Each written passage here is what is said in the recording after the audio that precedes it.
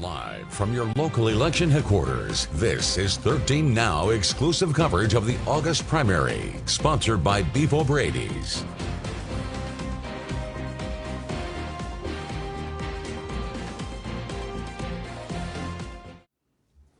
Good evening, everybody, and welcome to our coverage of today's August primary election. I'm Jerry Brown, coming to you streamed live on our News 13.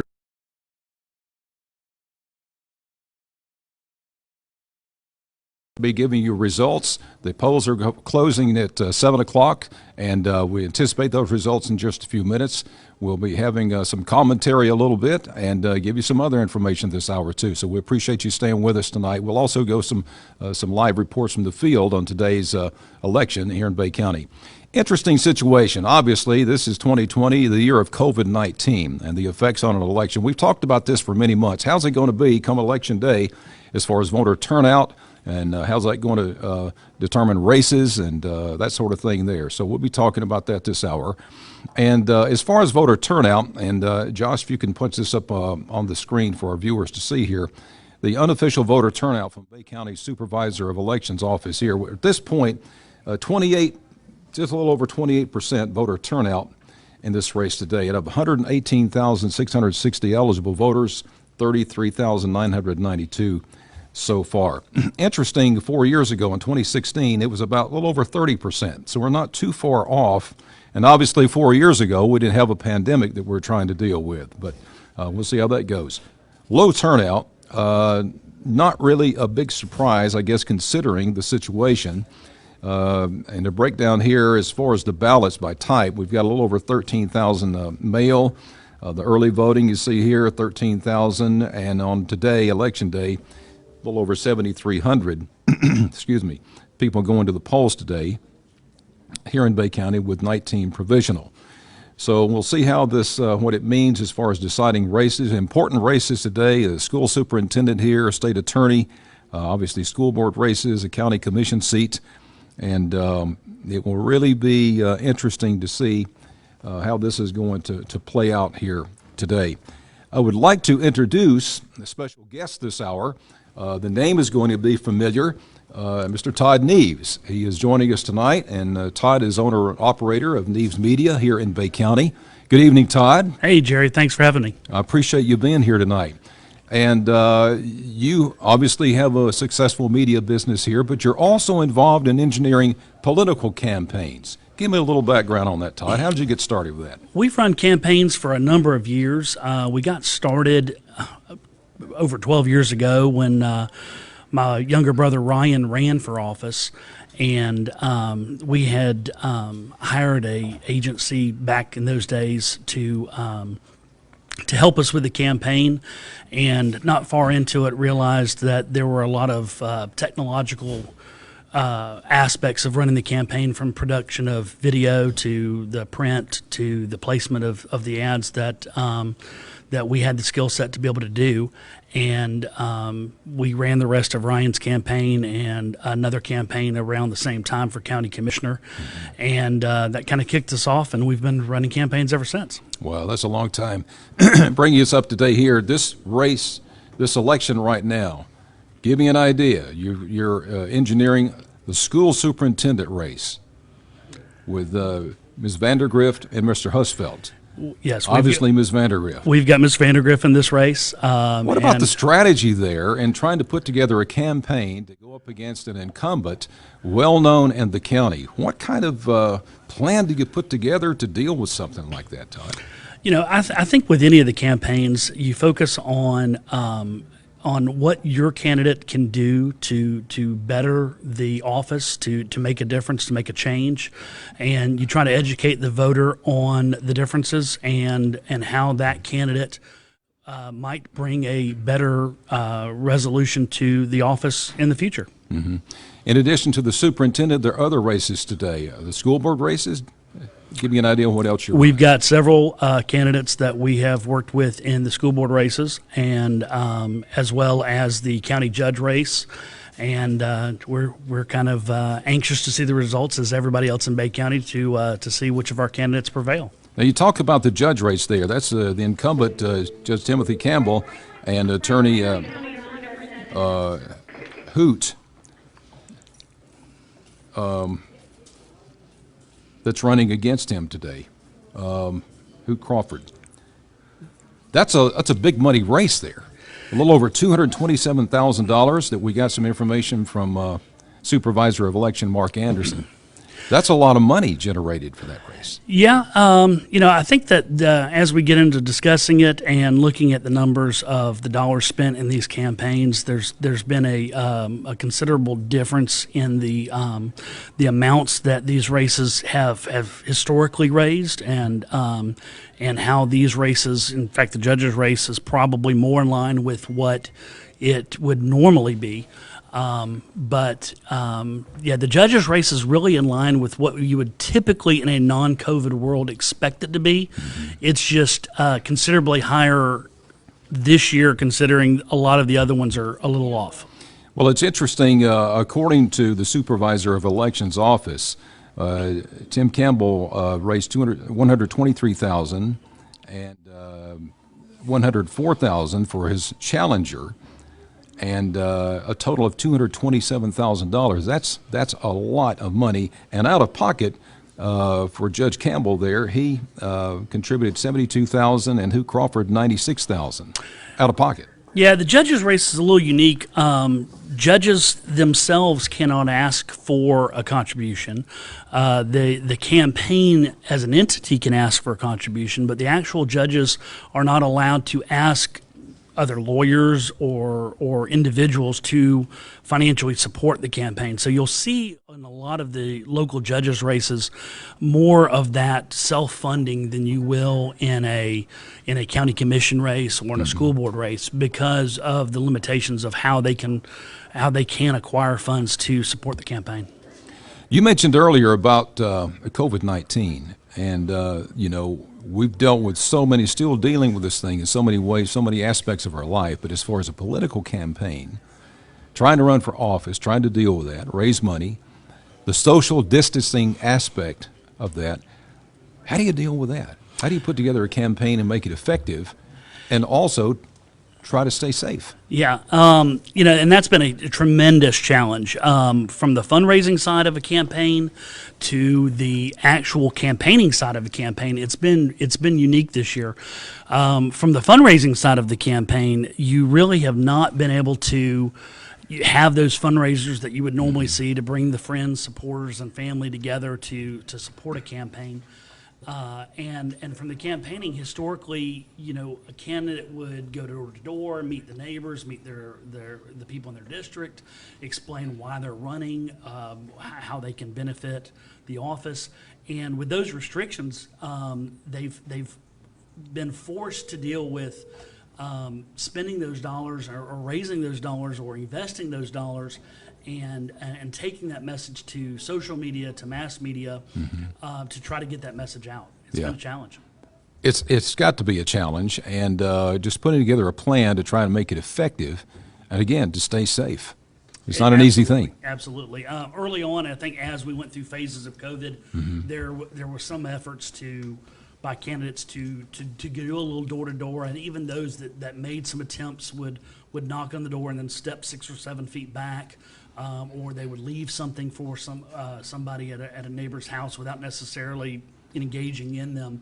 But even in those attempts to try to work within the confines of COVID restrictions, it's been tremendously challenging for candidates, especially candidates that have never been in political office before or new to the political scene to get their message out.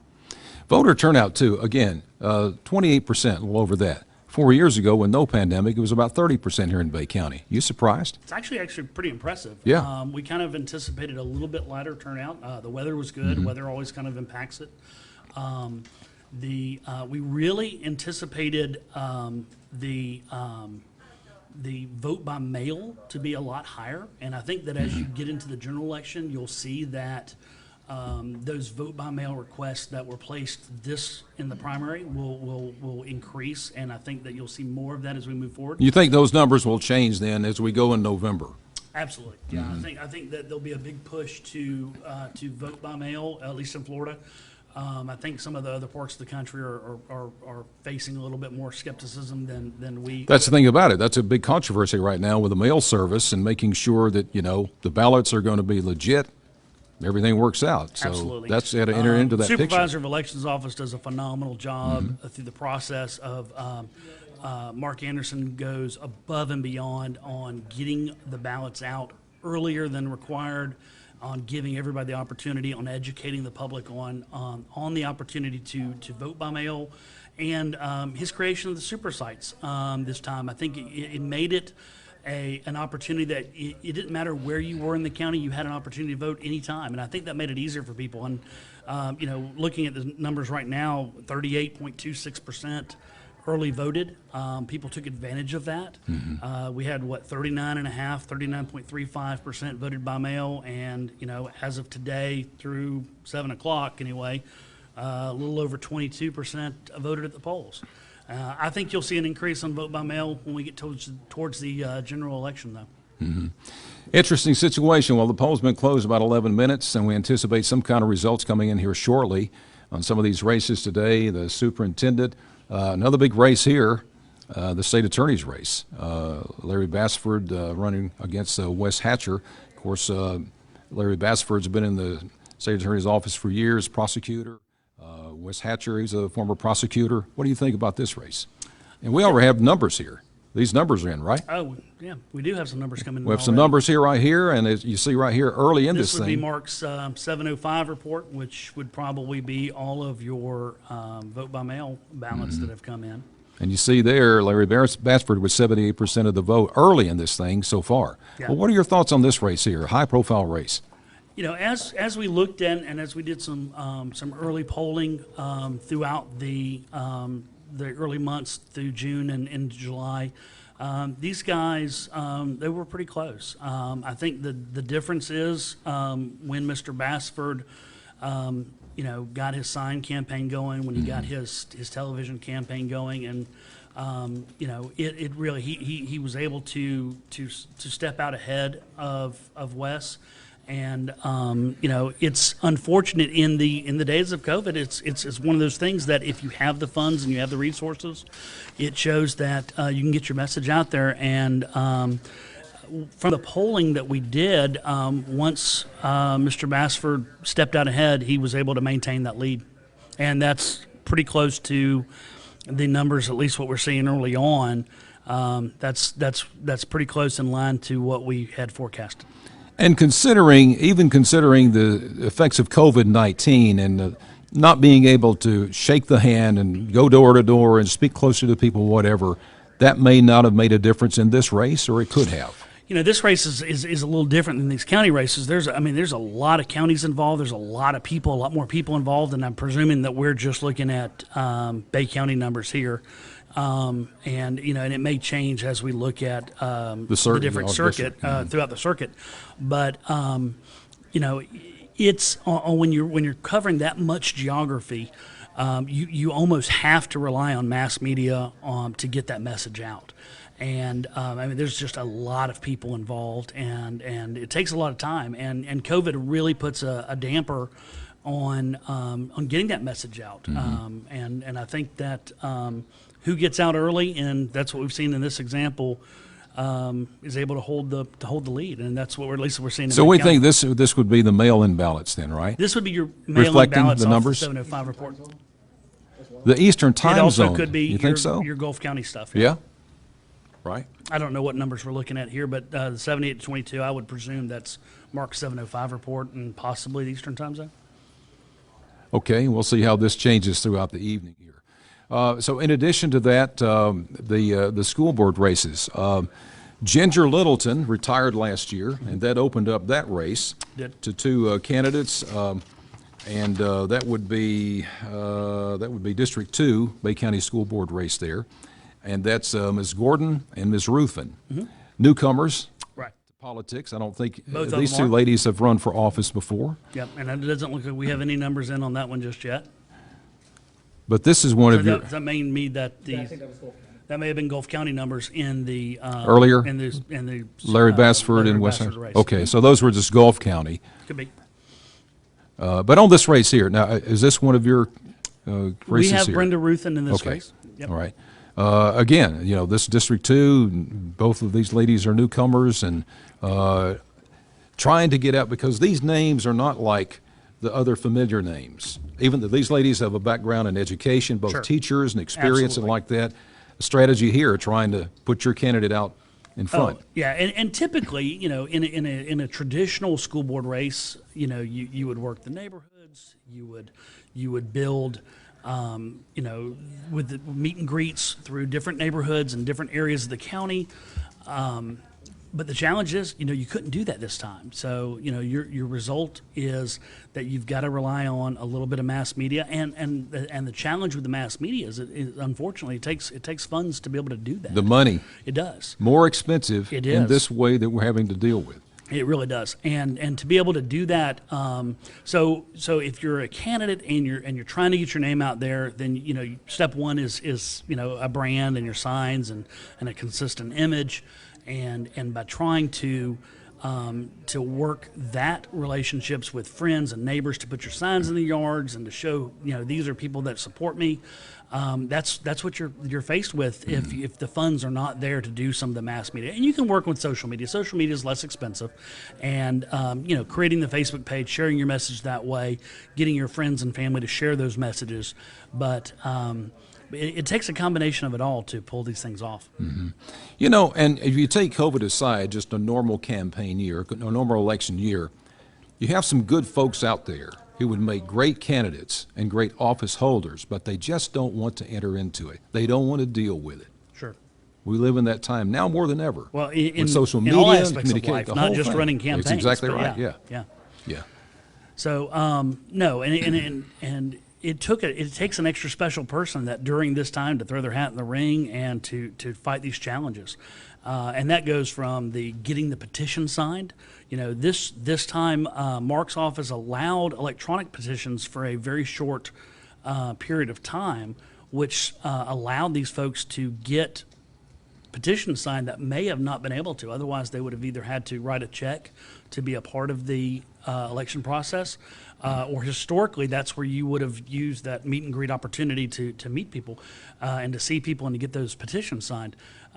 That's not necessarily, from what I understand, unless something changes, as we look at the special election for the county commission seat vacated by Mr. Baker.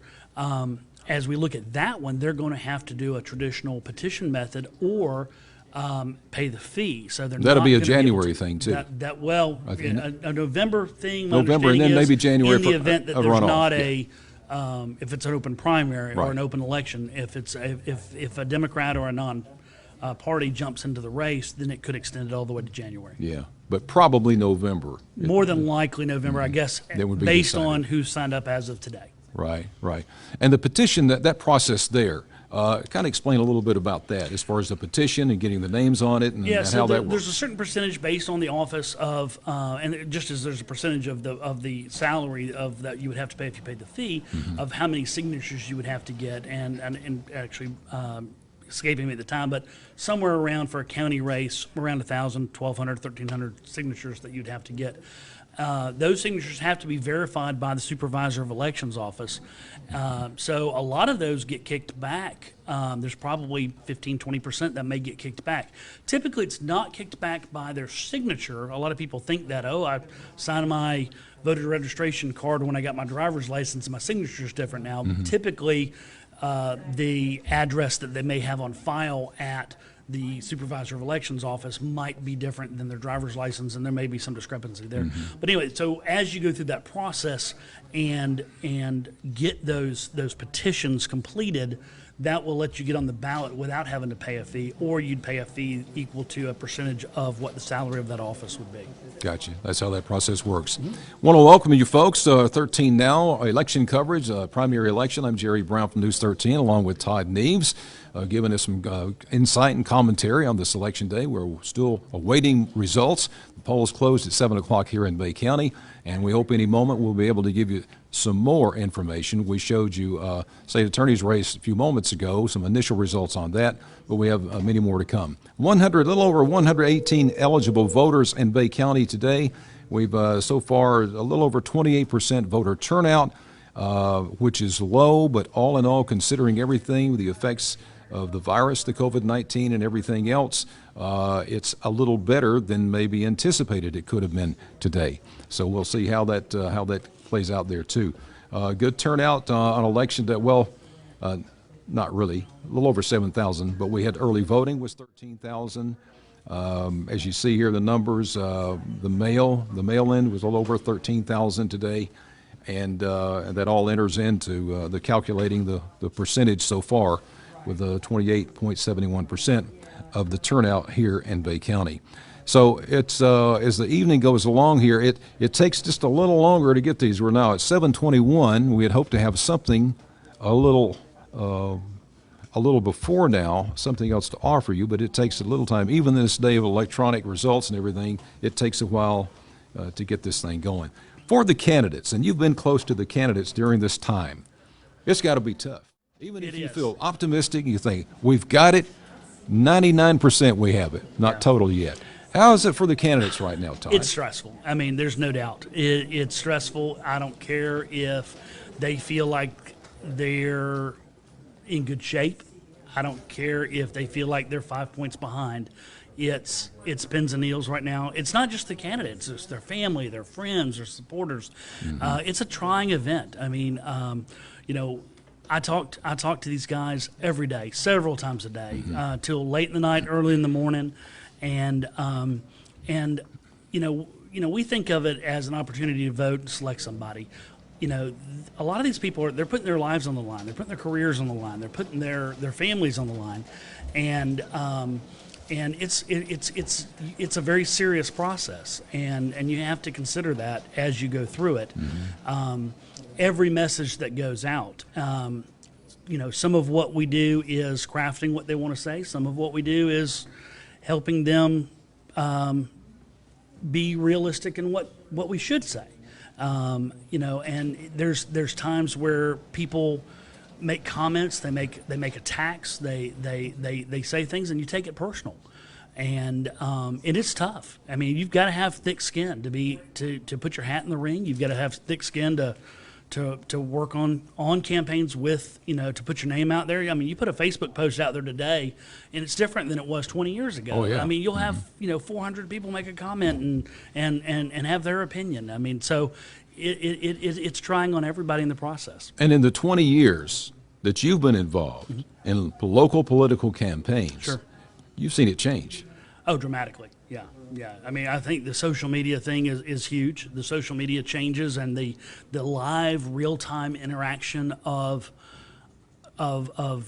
everything you do is critiqued, every comment you make and every comment that your supporters make.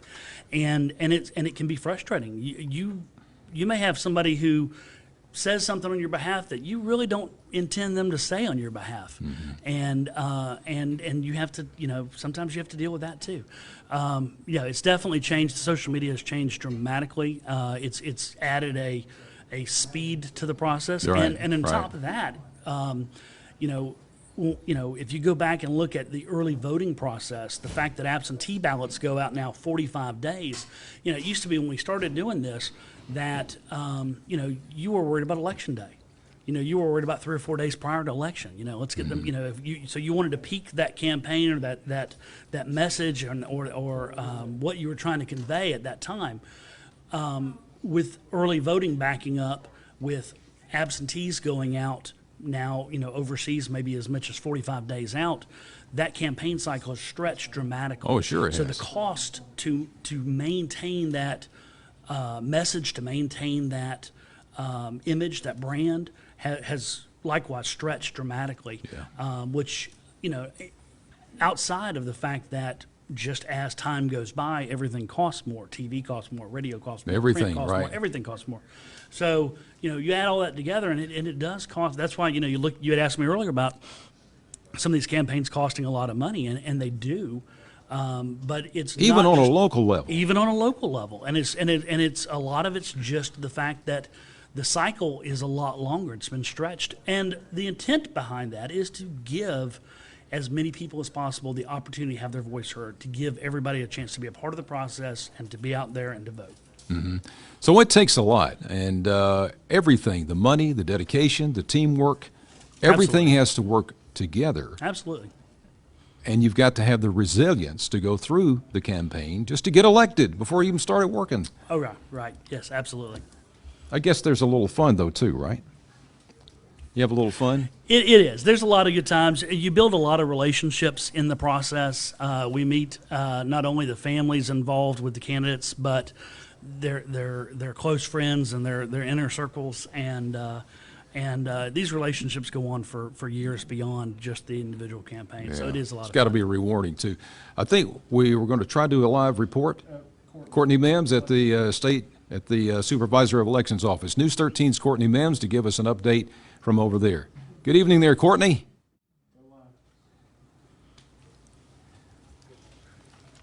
Hey, Jerry, I'm live here in the Bay County Supervisor of Elections office where, again, the votes are coming in. If you look at that white screen behind me there, that's the where the votes are coming in. We can see it live, just like you can see probably right there in the studio.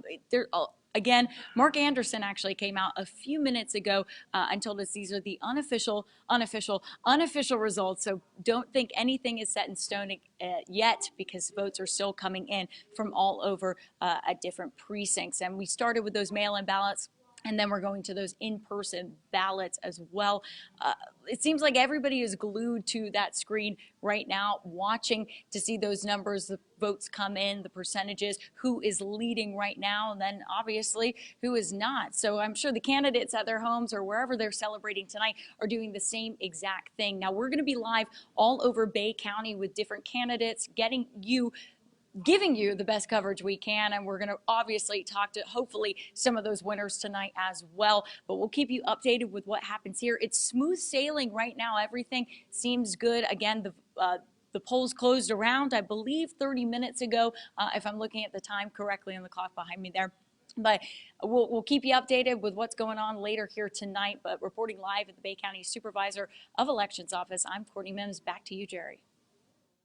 The ever-versatile Courtney Mims doing a great job for us with the election coverage tonight. Thank you so much, Courtney. Now, we have some results in here. Can we put these results on? These are mail-ins or whatever. Looking at the supervisor's website here, try to get the folks up to date. Here we go. And I need to slow this down a little bit, too, in order to see this.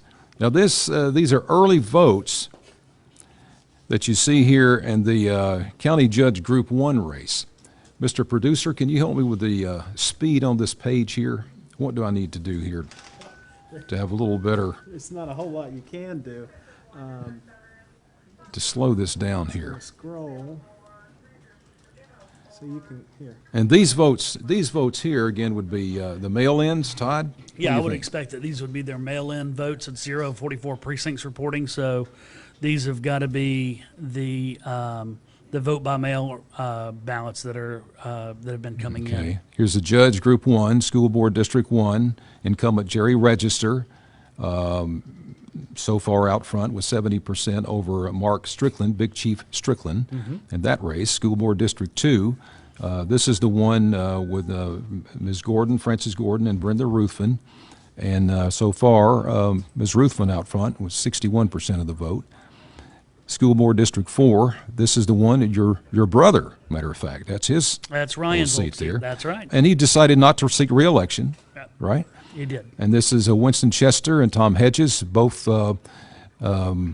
If we can slow this thing down, bear with us, folks, so we can talk. If I can hold that right there.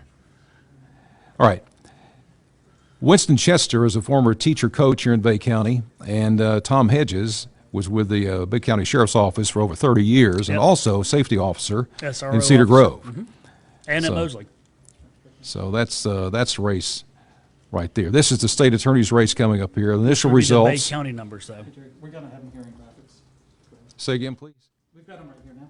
Okay, good. There you go. That'll make it easy. All right, we've gone through the School Board District 1, Jerry Register, Mark Strickland. You see the numbers there on your screen right now with the initial results.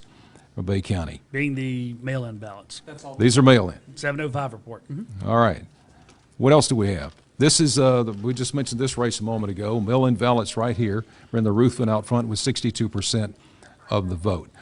Next up would be Bay District School Board District 4. Winston Chester leading this with the mail-in votes right now with 62% over Tom Hedges. Very, very early in calculating these votes here in Bay County. Next race, some initial results, initial numbers to pass along here. This is the superintendent's race. Close race. And we knew it would probably be close. And you see it right here. Superintendent Husbell just out in front, 52% of the vote. Yeah, just over 400 votes separating those two. And it may stay close throughout this evening. And based You on never the know. numbers, this is, 39% of the vote cast, even though he's showing 0%, because that's at least what Mark's office is showing the mail-in votes being. Right. Next race that we're going to look at, some initial numbers here from Bay County, would be County Commission District 3. Bill Dozier, for 16 years, has held this seat, and right now he's leading newcomer Jared Layton with 68% of the vote here. County Judge Group 1, Tim Campbell with 55% of the vote, just out front of Hoot Crawford, local attorney here in Bay County. Some other numbers to pass along tonight, and this is very early. We mentioned this race a moment ago, Winston Chester and Tom Hedges. And it takes a little bit to punch the button to bring up the other race. See what else we have. This is the Republican State Committee members here. And these folks here, Todd, now these folks are elected, but then they elect the state committee people, right? I mean, the people, I think that's how that works, the committee members here. Yeah, this is basically a they're going to represent the Bay County Republican Party to the state. To the state, and that's how it works there. And you see the numbers right here: Mitzi Prater, Veronica Kemeny, and Melissa Siwas. That's right, Siwas. Right now, Mitzi Prater with 49% of the vote. We have another state committee race. No, okay, we go back. This is the state attorney's race. Larry Bassford and Wes Hatcher. And again, you see the 76% of the vote for Larry Bassford right now. Being Bay County. Some other races that we picked up a moment ago. And I think once the numbers really start coming in, this will start updating frequently, and they'll really start building as time moves along here. It just takes a little bit to go through this process, not just here, but everywhere else in Bay County. Now, as far as the superintendent's race, Bill Husfeld has held that for 12 years. Before that, he was principal of Mosley High School, and he's gone through a lot. He's gone through a hurricane. He went through the school board shooting, as your brother did. As my brother did, yep, on that absolutely. day in December 2010, I think is when it was. Judy Vandergrift, she is a veteran educator here for 43 years, Yep. and she was deputy superintendent. Under James McAllister. Yeah, in years past there. So both of these folks bring a lot of experience, and they have strong platforms to help schools here in Bay County to move forward from here. And see, we've just started, Todd, the school year. Coming up this week, Thursday, we've got kids going back to school on campus, percentage, another percentage at home, online, parental involvement, now more than ever. Sure, absolutely. What about the dynamics of that? And for how long? Yeah, and it's got to be a challenge. I mean, and you've got, whether they do Bay Link or Bay Virtual and all the different options that a parent has to choose, and the questions that come about with that. It's a challenging time. It's always been a difficult position as superintendent, but now more than ever. Sure. Dealing with a virus like this, with the uncertainty out there, dealing with trying to determine, the right amount of money it's going to take locally, Absolutely. and seeking elsewhere to keep this thing going. Sure. And I think that it comes back to, does the voter want to continue, or does the voter want a change of pace? Is it time to change of pace? There's a huge sentiment in the nation that's a challenge for any incumbent, whether it's a county judge, whether it's a county commissioner, whether it's a superintendent of schools, and there's a question of, is it time to rotate? And I think that plagues the superintendent's race as much as fresh ideas, new ideas, and what does the voter want? Right, yeah. Well, it'll be interesting to see how this It's going to be a This tight might- one. It's going to be a close one. turns out. Yeah, very much so. Some more percentages you see from the Supervisor of Elections office here. Just looking at their website and these early results on today's primary election. Again, voter turnout was just a little over 28% that we've seen so far. A low turnout. And what do you think is going to ever change that? Because the numbers have not been great here in previous years as far as a great turnout. Do you recall the last time the voter turnout was really Phenomenal. above? Yeah. No, I don't. And we try to even, in this industry of what we do, whether it's marketing for businesses or marketing for campaigns, especially during campaign season, talking to whether it's a waiter or a waitress at a restaurant, or if it's somebody we run into. I talked to somebody who was an employee in one of the county municipalities today, and there's an idea of that it's hard to get them to feel like they want to educate themselves. Somebody at my bank today said, "Oh, I really haven't paid attention," and I'm like, it's not that they really don't care. It's just that it's hard to get them to get engaged, and I think that's part of our challenge as a marketing company in these campaigns, is to try to find those issues that can engage. But I think as a society that's a problem too, is that we become complacent, and then as we've seen in social media, we're Right. real quick to have an opinion. Mm-hmm. But if you don't get out and vote and voice that opinion when it really matters, does it really matter that you're voicing it on social media? Right. So it'd be great to see 50-60%, but I don't see that the next. You don't next see that couple of being cycles. real. I think that even as much work as the supervisor's office does of opening super sites in areas that may even not demand a super site by volume, but just to give that access, to try to encourage that access by educating the voter to let them know the different opportunities. I don't know that you can build that desire to get involved in somebody unless there's a systematic change in their mindset. Our Supervisor of Elections, Mark Anderson, I think he's done a good job. He I don't has, see absolutely. what else could be done Oh, no, to he make goes it above and easier to beyond. vote. He does. I mean, we were there after Hurricane Michael to help him in bringing portable lights and battery powered lights, anything he could to use to pull off the election, and he had phenomenal numbers considering the fact that we had just been through a hurricane. But all he can do is create that opportunity and make it accessible, make it safe. He can't force them to go exercise that civic Right. duty. That's on us. That's on Right. us. You got it. Well, we're watching Bay County here, but there are other counties too. Do we have any other numbers from any other? Correct full screen for Republican State Committee. Oh, okay, the Republican State Committee members here. We have the incorrect full screen. All right. This is the other race for the committee members here, and George Norris, Jerry Prater, and right now it's kind of close. Mr. Norris out front with 54%. Do we have any other counties that we can show that we have results so far?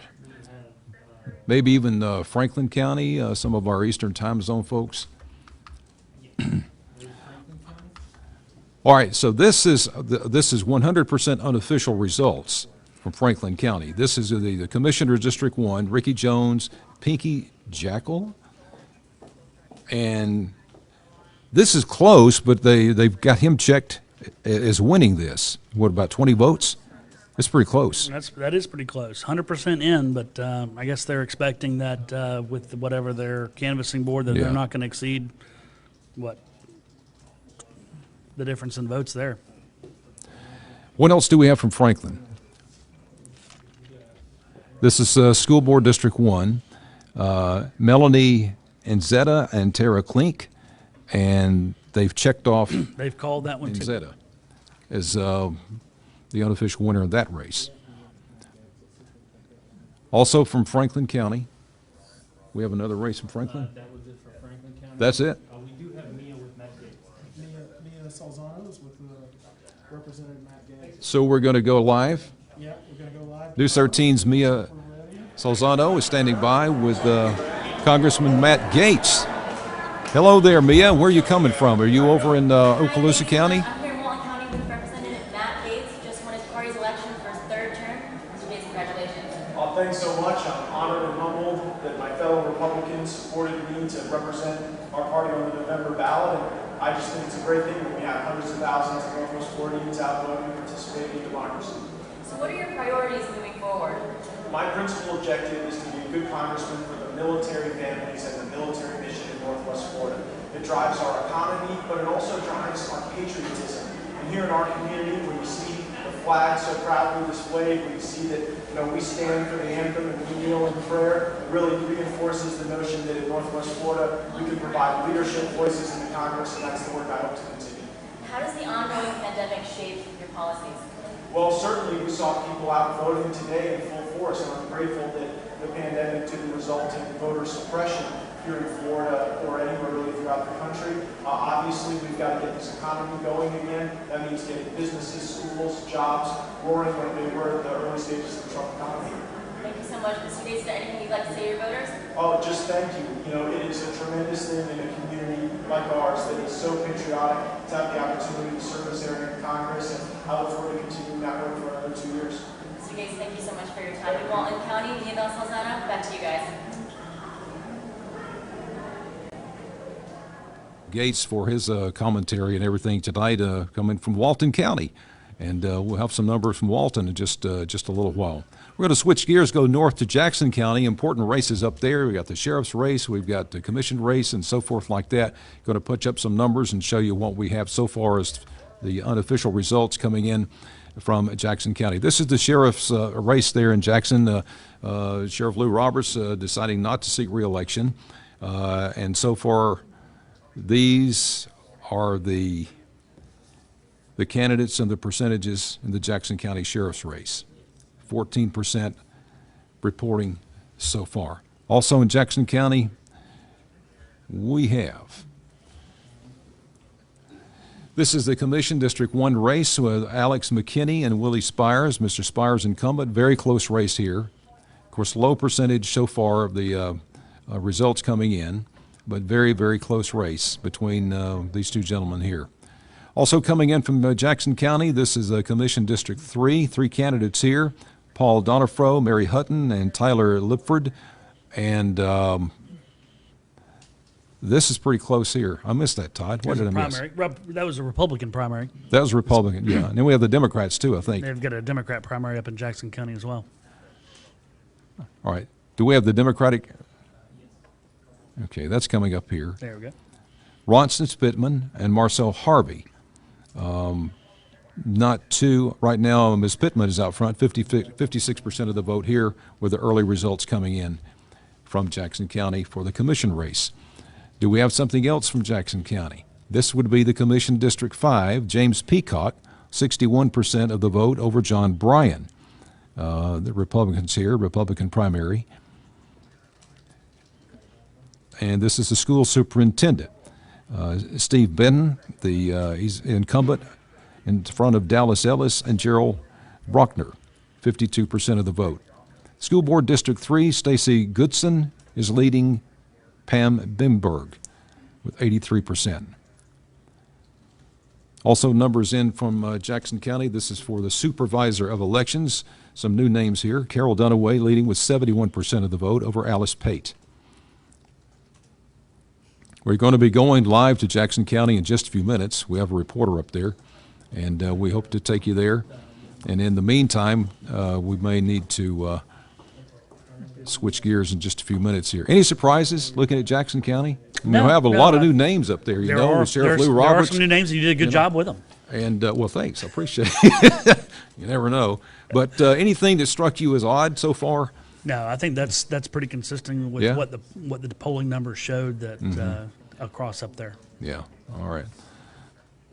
All right. We're going to move on here. We're going to do Bay County finals just came in, so we're going to. Okay. Oh, we Let's do look have at the some Bay County final stuff. numbers, Bay County. All right, what is it, 7:45, about 45 minutes to get those final results. We get those punched up here in just a few minutes and see what we have unofficially from Bay County. Here, we start off with superintendent's race, 51% for Bill Husfeld in front of Judy Vandergrift. So far, unofficially, he is winning this race. He's won this race. About 500 votes, it looks like right now. What that percentage close. is that? 51%, 49. No, what percentage? This is reporting? all the results, right? This is 100%. They've not updated yet. This is Okay, 100%. 100%. This is Yeah. 100%. Yeah. Your thoughts? We knew it would be a Hold close up here. race. We knew it'd be really close.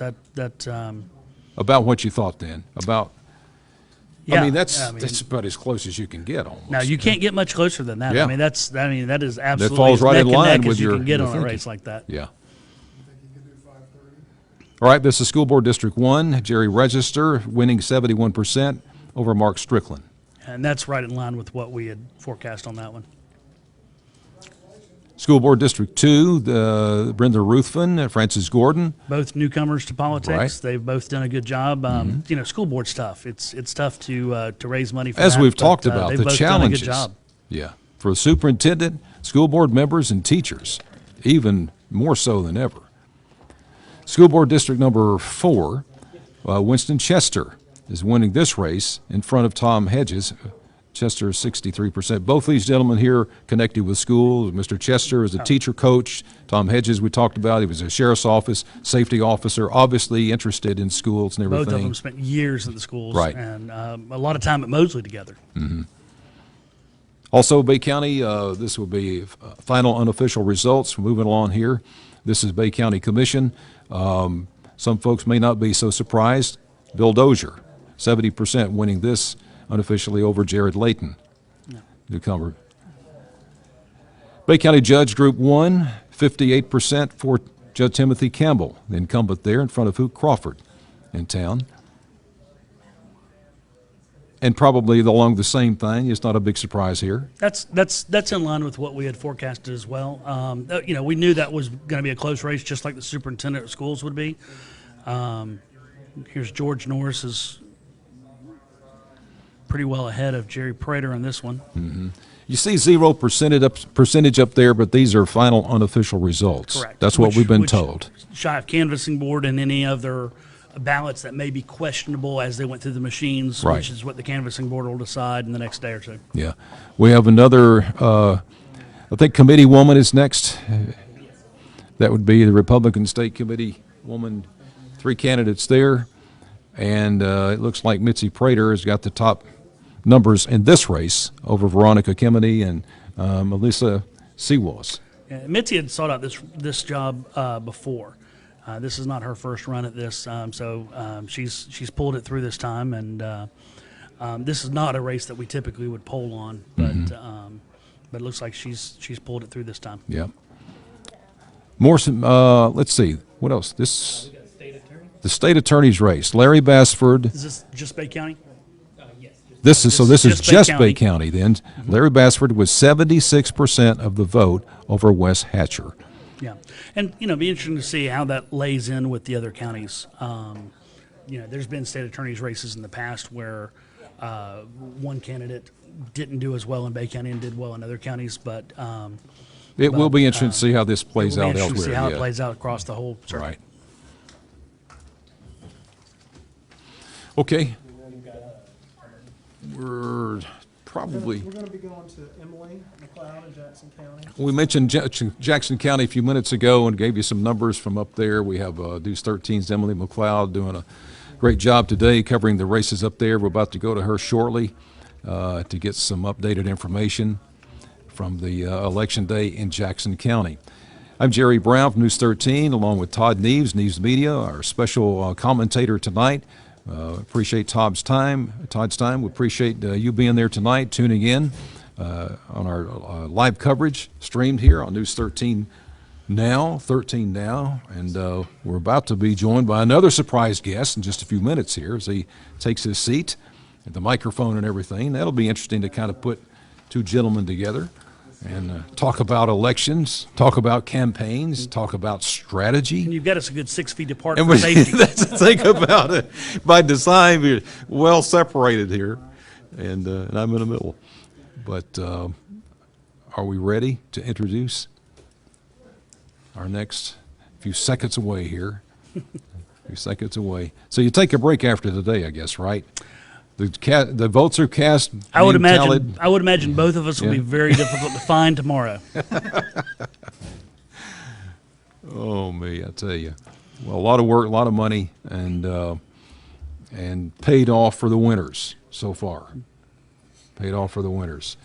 Now we're going to bring out our second political commentator tonight, and appreciate your time to be here, Arthur Cullen. And by the way, happy birthday. Thank you. Thank you. Special day for you in addition to Election Day. I've been involved in campaigns a long time, and this is the first time I think it's ever been Election Day on my birthday, and I don't ever want to go through that again.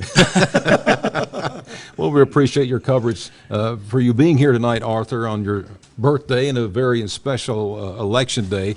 Now, let's talk about races. Like, take the superintendent's race. You engineered Bill Husfeld's campaign, yes. and Ms. Vandegrift. The strategy involved there. That's got to be amazing. Well, I think everybody knew at the very beginning that this would be a close race. You've got two great candidates. Judy Vandegrift and Bill Husfeld are both common names in Bay County. They're both wonderful people. And I think this is what you get in a community when you have two great people run for office. And it was a race, and as you can see, it's come right down to the very end. I mean, I think the final number is just 1%, I think. Yeah, We less just than had it a 500 few minutes votes. ago. Yeah. And the fact that COVID-19 is something else to deal with, that didn't make it any easier, did it? Jerry, I was helping Mark Sheldon run on Panama City Beach when this started, and we were knocking on doors. I mean, we were running hard. I mean, we knocked on a couple thousand doors, and then COVID hit, and it really brought our campaigns to a halt. And at that time, you have to realize we still have to reach voters. Yeah. We started doing mail-outs. We Now, started that was making April, telephone right? calls. Yes, it was March, April? Yeah. Yeah. And it really changed the entire complex. Todd can tell you also with mail and television.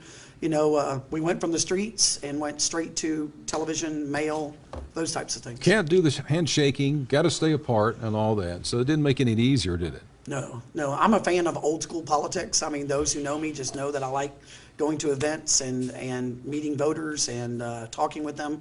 And it did make it difficult, but with a lot of hard work and knowing exactly what to do and who your voters are, it proves generally to be successful. Now, Todd's been involved for 20 years. About how long have you been involved in campaigns, and why did you get into politics? Well, I started when I was about 17 years old. Have you run for office yourself? No. Do you want to run for office? No. Okay. No. I enjoy doing this. My pastor always used a quote by Edmund Burke, all that is needed for the forces of evil to rule is for good people to do nothing. And I believe it's worth it to get involved in local politics. And if you don't, you're governed by those who you didn't help. And luckily in Bay County, we have some great folks who are in public service. And that's exactly what it is it's a public service. Tommy Thomas said one time, we must all pay our civic rent. And if you just pause and think about that, this community gives us all a lot. And to our elected officials out there, sometimes they get beat up pretty hard. But most of them, if not all of them, have a heart of service and want to do good for their communities. And we're very, very, very blessed here. There you go. Yeah. You know, we've been giving election results also at mypanhandle.com. We've got all this information too, and we'll have it throughout to keep you updated on the outcome of today's races. Now, we talked about, Arthur, Todd and I a few minutes ago, about the voter turnout, a little over 28% here. You surprised at that? Actually, yes. Mainly because with everything going on, you thought some people might have stayed home, those types of things. I was hoping for at least a 20% turnout. You know, it's really sad, though, when you think about how many voters we have and then actually the small group of people that make the decisions. And Todd and I know very well behind the scenes, you'll always hear the term super voter. Because we really know who's going to go to the polls and who's going to vote. And so if you're at home and you've gotten a text message or a call or a email or something like that, it generally will tell you that you're a good voter. Yeah, if we're filling up your mailbox, you're probably a super voter.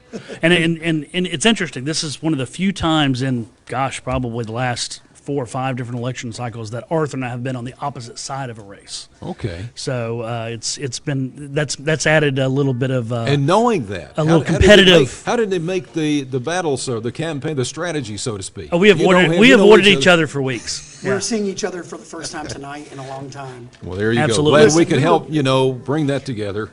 We were And, both very blessed. What this community has gone through in the last two years, and listen, this is the first time in history we've ever had a 4-term superintendent. So if you pause and just think about that for just a minute, the last 3-term superintendent before Mr. Husfeld was Tommy Smith, and his was he served 2 terms, had a break, and then served again. And so to have Bill serving as a 3rd-term superintendent and then now to win a 4th is really Bay County history.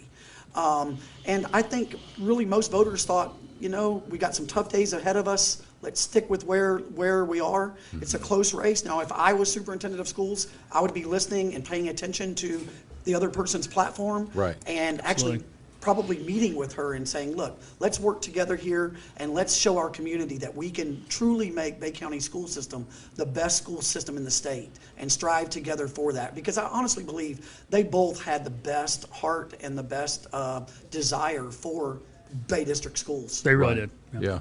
Now more than ever, it's never been an easy job, but trying to deal with this virus and all the uncertainty that lies with that. We still don't know what the outcome is going to be, the final thing on this. So Well, trying to put kids in school, learning in school on campus or at home, think about that. Mr. Husfeld said it best recently, that his number one issue right now is dealing with the mental illness, not just of students who are struggling. Some of them still living in campers, two years later, those types of things. But your teachers, your principals, everybody's life is still in kind of chaos, and COVID-19 surely hasn't helped that. Well, and the impact that it's going to play on the workforce, those parents that have to work that now have to deal with child care issues, Community-wide, everything.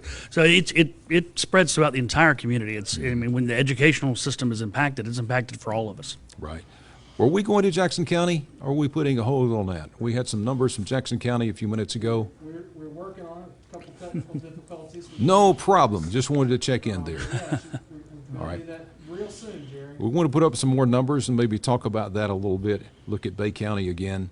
We had some numbers for you a few minutes ago. Keep in mind you can get all the numbers by panhandle.com, our social media platform. All right, here's some Jackson County numbers here again. We take you back up there, Republican primary in the race for sheriff, Donnie Edenfield. This is 14%, last number count we had. These were the numbers here, Donnie Edenfield leading the Republican primary for sheriff. Incumbent Lou Roberts deciding not to seek re-election, and that means a new person in that post for the sheriff of Jackson County. Are we ready to go? Ready to switch with our anchors. You mean my hour is up? I think so. Oh, Did it gosh. go by that fast? It's gone by that fast. Arthur Cullen, Todd Neves, thank you so much for being here tonight. Folks, don't go anywhere. We're going to switch gears.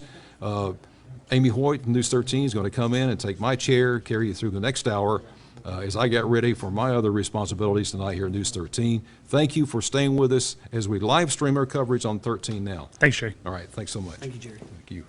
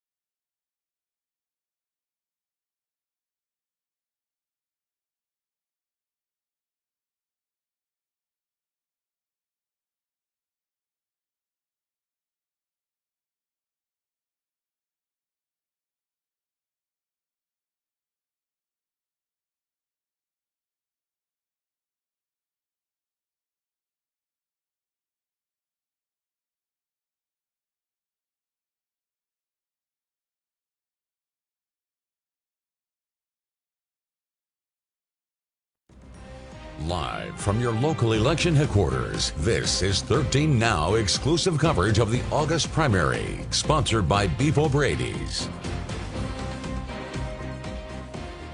Hi, everybody, and welcome back. I'm Amy Hoyt, here to join you for the next hour of our 13 Now exclusive election night coverage during the August 18 primary. It's good to have everybody along. As you know, we have most of the results are in for Bay County. We're still waiting on the outer counties. We're going to bring those results to you as well. Before we start with that, I get to say hello to Ryan Neves and the birthday boy, Todd Neves. I'm sorry. Get it every time. It's okay. No, I know who you are. I know who you are. I don't know why I even said it like that. Thanks, Amy. But I do want to wish you a happy Their birthday. mom would be proud right now. Arthur, I won't call you Anthony. Yes, ma'am.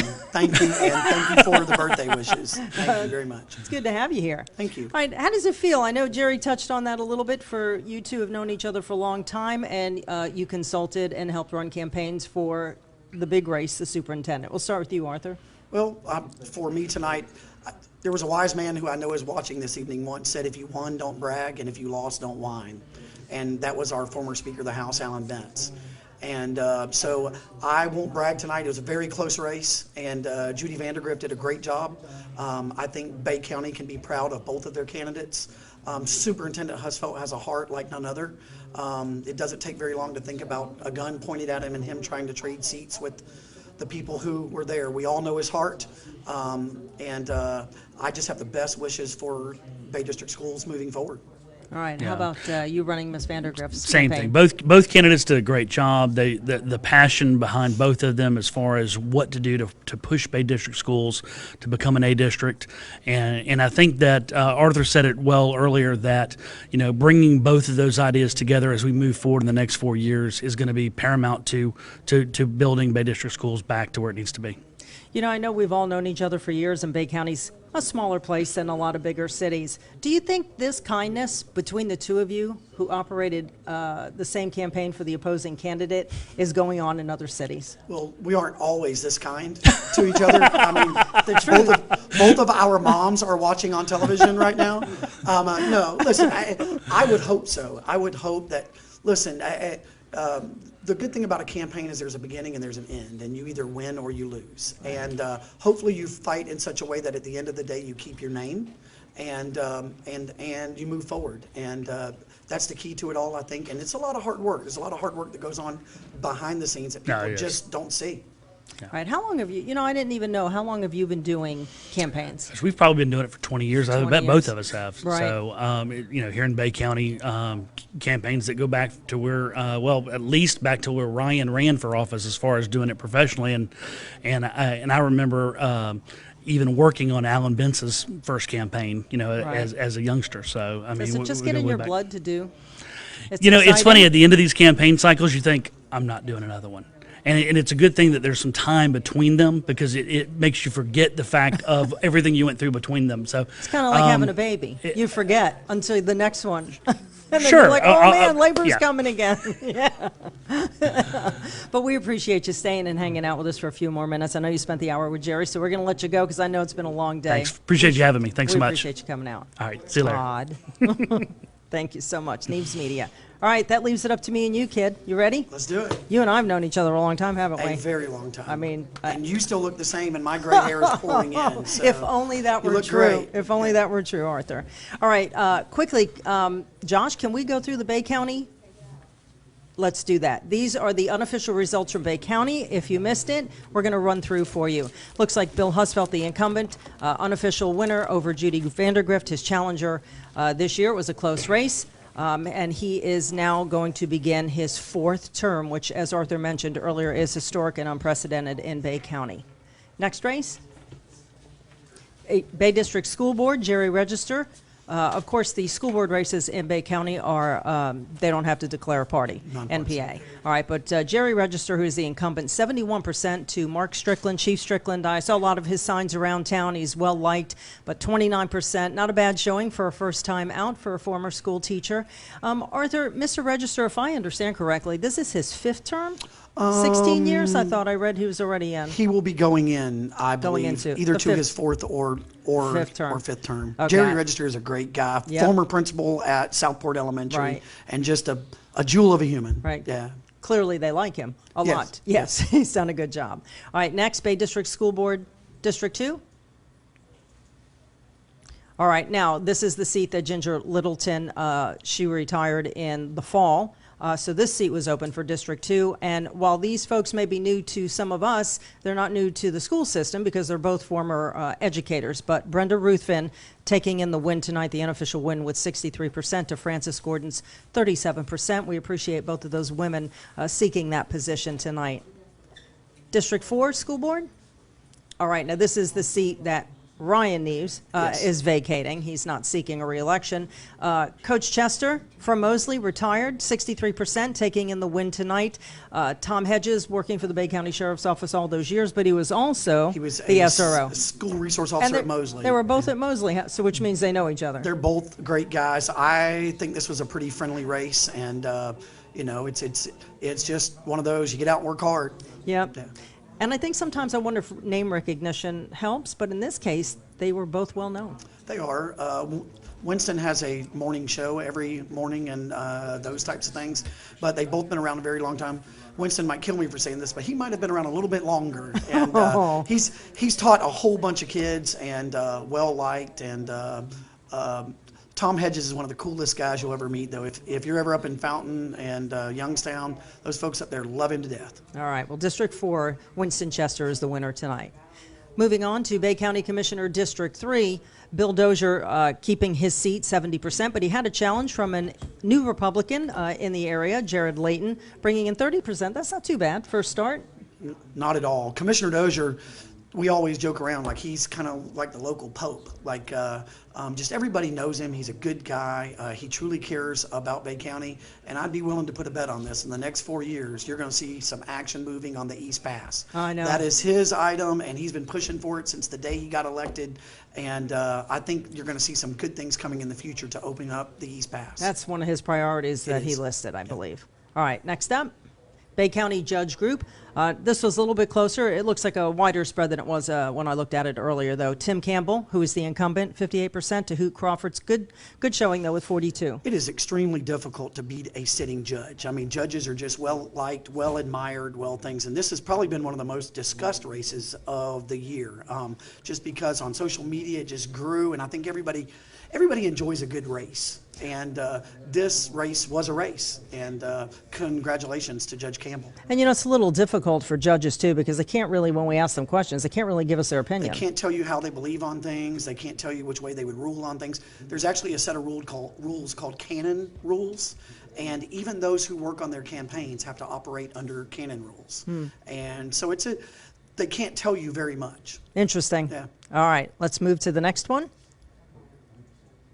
Republican State Committee man. Now, let's see, it looks like, I can't see over here, George Norris has taken the win, 57% over Jerry Prater. Now, these are non-paid. It's a volunteer position, correct? So every county in the state has what they call a Republican Executive Committee. You have a chairman, a state committee man, and a state committee woman. And all three of those people represent your county at the state level. So whenever you hear about the Republican Party of Florida coming together, these people will represent Bay County at the state level.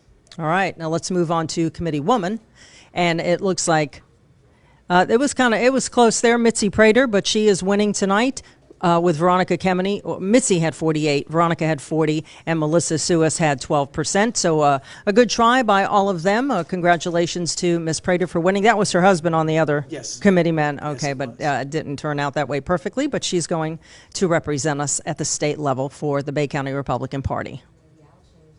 14th Judicial Circuit State Attorney, we talked about this earlier, Larry Bassford with 76%, the clear outright winner over Wes Hatcher. A lot of folks, you know, you talked earlier about the COVID situation. Like Mr. Bassford had stepped away from his position at the state attorney's office to seek this post, and then COVID hit. So I guess name recognition in this case might have played a role, helpful? This is usually one of the largest races in the area. I mean, the only race bigger than this is Congress. And this covers the entire 14th Judicial Circuit.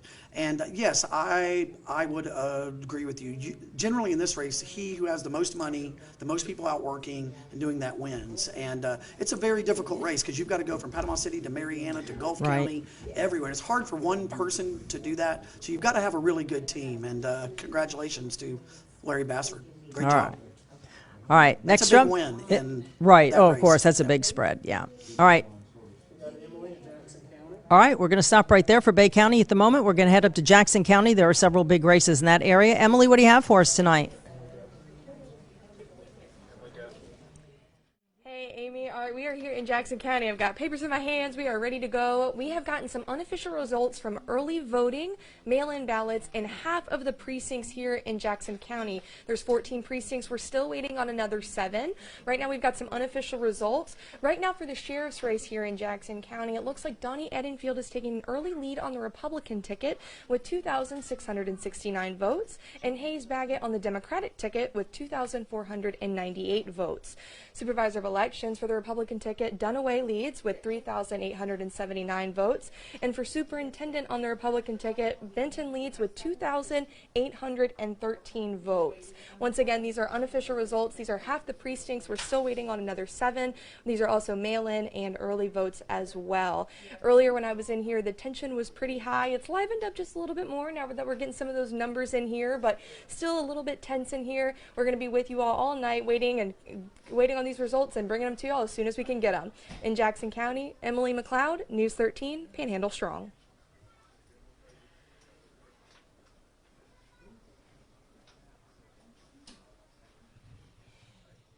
All right, thanks so much, Emily. A little hard to hear you from all the way down here in Panama City, but we understand you're going over the races, and we want to pull up those full screens with the numbers on it for Jackson County if we can. Which we're going to first? Sheriff's race? Commissioner, District 1, County Commissioner. Jackson County Commissioner, District 1, a universal primary. Wow, 50-50. That's a pretty close race. Looks like maybe, Arthur, might be some ballot counting after this? Yeah, Florida law states if it's 0.5%, and this looks really close. What is that, about 15 votes maybe? I think it's 8.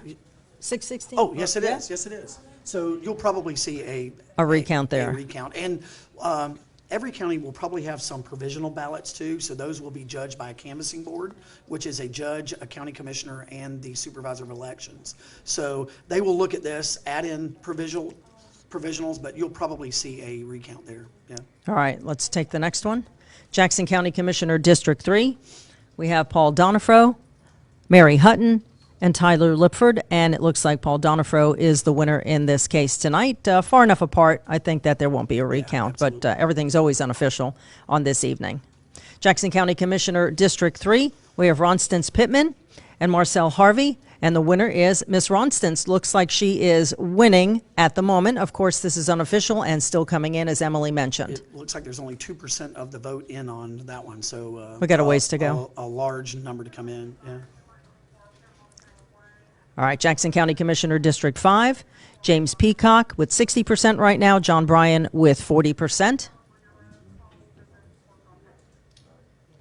I know the sheriff's race up there has been big because of Sheriff Roberts retiring, and here we go. Now we have 3 Republicans and 3 Democrats in this race. So 47% for Donnie Edenfield, 33% at the moment for Jeff Snell, and 20% for Scott Edwards. Do you know any of these folks personally? I do know a few of them. I know one of them is a former corrections officer, one is a former law enforcement officer, and another one works in corrections also. And this has been the heated race in Jackson County. And from what I hear, the race has just gone up and down. And one was way up early on, and then it goes down. And in this game, that's why it's so important to stay steady. And you don't want to peak too early. You want to work the entire way through. And it's hard to do that when you're running for a year in a race. Right.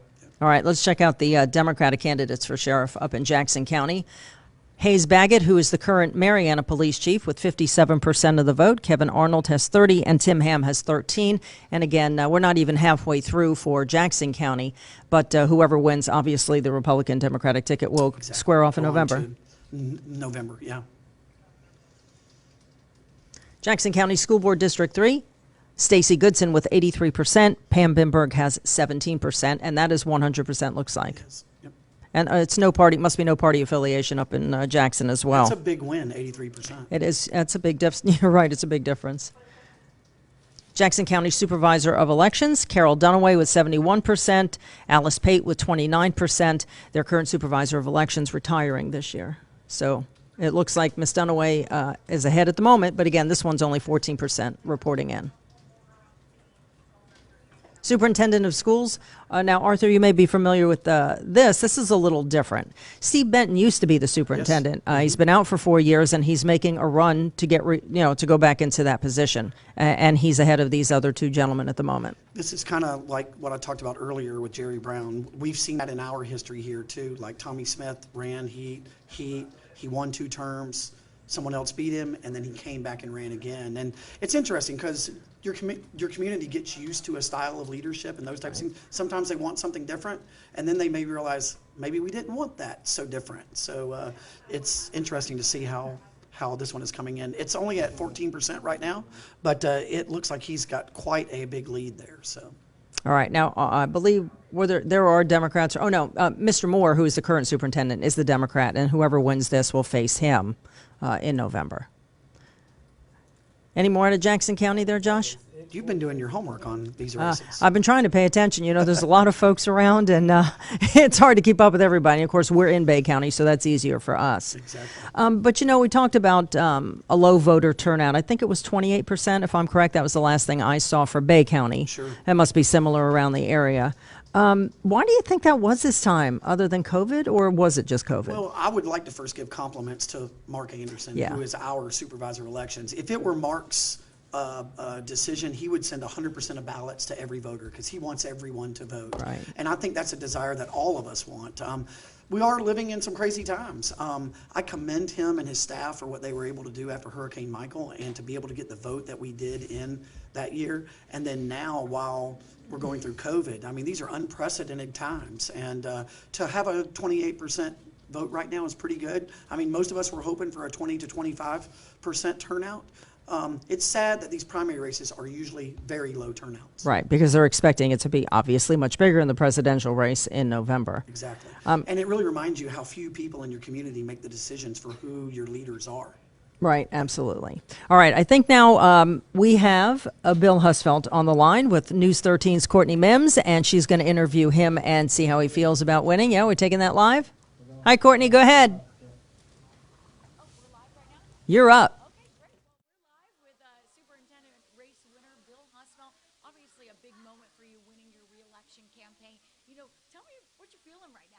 Very blessed. It's just I'm glad it's over with. We're excited, ready just to get back to work. School is starting Thursday, so it's going to be a little hectic this week. But we've got to get our students back in school, and we've got to figure out how to do this dealing with the COVID virus. We've just got to keep everyone safe, and so we're going to keep working with the teachers and figure out how to do it. And just looking forward to getting back on that horse, and let's get through this and keep moving forward together. Did you think it was going to be that close? I thought it was going to be very close. I mean, our opponent was very sharp. She had a message that resonates with voters about change. And so we're just very blessed to win, and we feel very confident that people know that we've got the experience in the building and the team to do what we need to do to keep moving forward. What are some of the things you want to accomplish in this term? Well, it's kind of decided for me. Obviously, school safety and the pandemic, the issue we're dealing with there, the mental wellness of all of our students and employees, they're right at the top. We've got the recovery from the hurricane. We've got $500 million FEMA money that we still have to get and figure out how we're going to rebuild back the way we need to. And then I hate to be Debbie Downer, but I think most of us know a recession's coming. And so I'm the only one that I ever know of in this area that can recall having to deal with a recession like we did the Great Recession. And so that's going to be tightening our belts, being smart, protecting our employees, and that's a very difficult thing to do. And so we've got to start working on that because that recession is coming, and we've got to do some things to protect our employees and make sure we have a very solid foundation financially to keep building on. And that was something you actually just spoke about right here in your home, about why you wanted to run again. Can you tell the viewers on our digital show why, the reason that you wanted to run? Well, the hurricane is what did it for me. I probably would have retired if it wasn't for the hurricane, but there's so much that needs to be accomplished there. There's so much more we have to do, and I'm the only one that understands all the pieces. I'm not the smartest person in the room. I just know what the puzzle looks like. And so we have an amazing staff. I mean, I don't do the work. I lead the people that do the work, and they're awesome. They are so talented and gifted and caring and compassionate, just like our teachers. And so building that team has taken a while, but we've got a team that's going to help us to rebuild from the hurricane, and we're going to take care of the students, and we're going to be stronger because of all this. What are your next steps now? I mean, going into the office? Good night's sleep. And then I have to be with the reporter at 5:15 in the morning, I'm told. So we are just excited to have this behind us now and looking forward to the next 4 years. I'm sure a sigh of relief as well. Now you can kind of breathe a little bit, get a good night's rest. Yeah, but this is the 6th election I've been through, actually. And so I've been blessed every time to win. I've had an amazing team, and I can't thank the people that supported me financially and the votes and the prayers. I bet I got 100 text messages today about people praying for us and for us to just be in God's will. And so I'm just very blessed and fortunate to be here. Well, thank you so much for the interviewing with us tonight. Again, you can catch some of what Husfeldt said to one of our reporters tonight, Madeline Bierster, on News 13 at 10 o'clock. But that's it for us here reporting live in Bay County. Courtney Mims, News 13, Panhandle Strong. Back to you. All right, Courtney, thanks so much. We apologize, a little bit of static there. You know, sometimes technology isn't always what it's supposed to be at the moment you want it, but congratulations to Mr. Husfeldt. And it's a funny story. Mr. Husfeldt, he always says to me, just call me Bill, you know, but he was the principal at Mosley when my girls were growing up. Yeah. So, you know, he's always been Mr. Husfeldt, and I think that's why everybody calls him that once they're a principal. Well, he was actually my assistant principal at Everett when I was there, so that tells you how long he's been in the district. I think he threatened to paddle me a time or two. I believe that. Back then, a lot of people called him Coach Husfeldt, so you can gauge how old people are, whether they call him Coach Husfeldt or Mr. Husfeldt. How about that? Yeah. Oh, man, it must be a good feeling, though, that you helped him. You know, he's a great guy, and it's very tough in some of these positions because you get to meet everyone that's going to run for office, and then at some point you have to make a decision yourself. Right. You know, who would I help? Who would I vote for in these circumstances? And Bill Husfeldt is a steady hand, a strong voice, and I think you're going to see Bay County make great strides forward in the next 4 years. At least I hope so. You've been a campaign manager, a consultant for a very long time, and we always say Arthur's got the golden touch. How do you pick somebody? Well, let's not talk about that because it scares me to death. Everybody's been texting me tonight and say, great job. But, you know, I literally just think about what candidate would I help myself? Like, what candidate would I want to vote for? And I don't mean that negative towards anyone else. Like, I literally, one of my very first races, I had to pick between 3 people who I genuinely cared about each one of them for different reasons. Right. And I had to pick a candidate. And it's one of the most difficult positions that I get put in. But, you know, the hallmark that I think I have is that I will meet and tell any candidate what to do, A through Z. The difference between my candidate and those candidates is that they actually do it. And we get out and work hard, knock on doors if we can, right. And, you know, work hard. And generally a lot of hard work wins. Now, you mentioned that you've been doing this about 20 years. Have you ever lost one? I don't remember that you've ever lost one. Everybody's texting me tonight about that, and I'm knocking on wood. I don't want to talk about it because we've got some upcoming races soon. I know. And I don't want to wish bad juju on anyone. No, of course not. But you're good at your job, obviously. I enjoy it. I was told once, someone sent me a message and said, Arthur, it's not those races that you win really big that show people how good you are. It's those that you win really close margins that show that you really know what you're doing behind the scenes. And when you're talking about absentee ballots and super voters and really targeting people literally at their addresses, it's a lot of work. It's a race, yeah. But you like people. You're a people person. And so obviously that's why you do it. I enjoy it. All right. You used to be the the head of the Republican Party here. Long time ago. Now, you're still young. You're still young, but that was 25 years ago? Yes, it's been a very long time ago. It's been a minute or two. Yeah, Huh? and now my gray is pouring in, and it's another birthday. Yeah. Well, happy birthday again. In case you just joined us, it is Arthur's birthday, which some of the folks I saw sending messages on our Facebook page wish you a happy birthday. Thank you very much. All right, what do we got going to next? We have another county? All right, State Representative District 6. Now, this is Jay Trumbull, well known. He's the incumbent Republican, Bay County. He's won his race, another re-election for third or fourth term?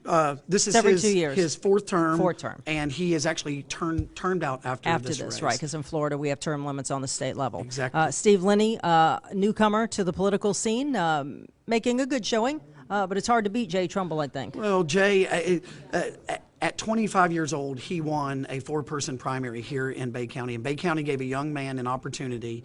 And I don't know if you remember, Amy, his speech on the floor after Hurricane Michael, but it went viral. Right. And his heart for this community, his work for this community is pretty much unmatched. I mean, we haven't seen this type of leadership in Bay County since Jimmy Petronas or Alan Bentz. I mean, we've been very lucky in our leadership here. And Jay, you know, he's looking very good and very promising. I don't think it will be announced soon, but he's probably going to be head of appropriations, which, you know, if we can get through this COVID and get Florida's economy back up and going, Jay will do great things for the state of Florida, and I just couldn't be prouder of him. This was a race that he ran hard, and he's still young. I'm excited about Jay's future. Right, I'm sure he has a good one ahead of him. You didn't run this campaign. No. Oh, actually, yes. Oh, you did? Yeah, You did? I am Okay.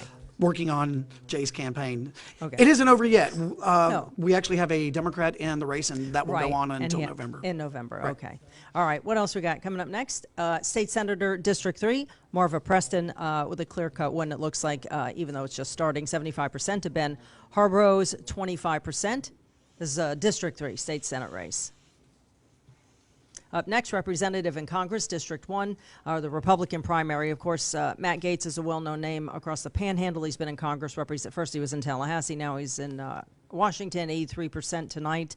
The winner beating his 2 Republican challengers, but I believe he has a Democratic candidate. He does, and face this in is one of November. the strongest Republican seats in the country. If you look at the Panhandle, Matt represents a seat that's probably the strongest Republican stronghold, and that's what's made him such a leading voice in Washington, is because he can get out there and speak and not really fear what's going to happen at home. Right. I think you got to be a people person to do this or really enjoy getting out there. And he does. We see him on the networks all the time as well. I talk to our Congressman Dunn a lot, and, you know, it's a lot of work for these guys. They're away from their families a lot. They travel to Washington quite a bit. They're all over the country, all over the world sometimes. It's according to what committees you serve on. And so it's a tough seat, and it takes a lot out of you, and Matt is just one of those guys that just loves it. He's got the energy for it. And this is every 2 years. That's a lot of work. Yeah, I often tell people, even in Jay Trumbull's race and this race, the mayor of Panama City's races, they're every 2 years. And it's hard to think about it, but it's hard not to campaign, you know. Right. So, you have to do it because that's the process. All right. Going up next, we want to head over to Walton County. I think we're going to Alexia Chiropoulos. She's going to join us live from Walton County. School board race, Jerry Mishi. Alexia? Thanks, guys. I am actually here in Walton County with Jerry Mickey, who just won for School Board District 4. Super exciting for you. How do you feel? Yes, well, it's very exciting. It's just been 7 months of a very challenging campaign, and I'm just very excited. I want to first thank my Heavenly Father for this opportunity to travel this fabulous county, and then thank my team Mickey, my family, my husband, my children Brian and Bradley, and daughter-in-law Ashley and Josie, and grandchildren. It was a family affair, and all the amazing ladies and guys that helped me all along the way. So thank you to the citizens of Walton County for trusting me to represent you on the Walton County School Board. Mm-hmm. And what are your big plans? I know COVID has taken a toll on our whole county here. What are your plans for this coming 4 years that you will be in office? Yes, well, it's exciting to know that there are 4 years to work for our county, and of course COVID has definitely made this first week of school very challenging, but so far we've done very well. We are following CDC guidelines and protocols. We have practices in place. Our teachers are doing an amazing job. Our administrators have worked very hard to make this first couple of days, 2 days of school, very successful. So I look forward to building relationships on our school board and getting to work.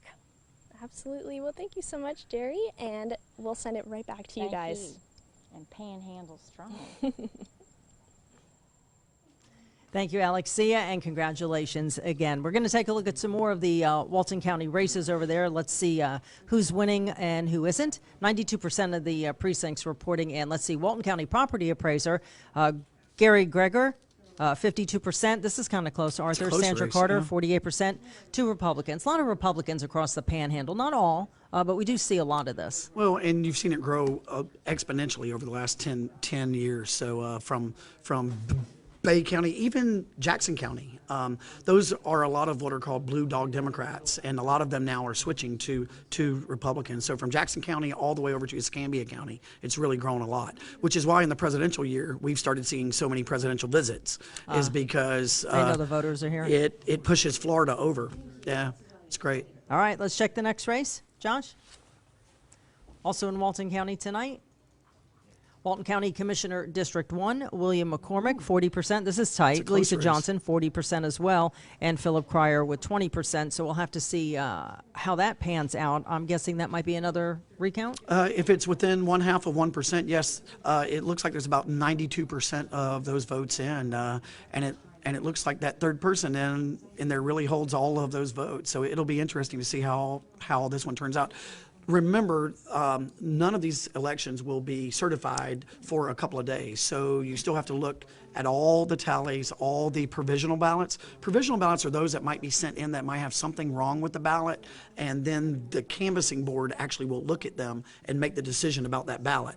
And when you have this close of a race, I promise you both of those candidates will be down there with their representatives looking at it. It's happened here before in Bay County. Right. And, we always say one vote counts. It's kind of an overused cliche, but it really is true.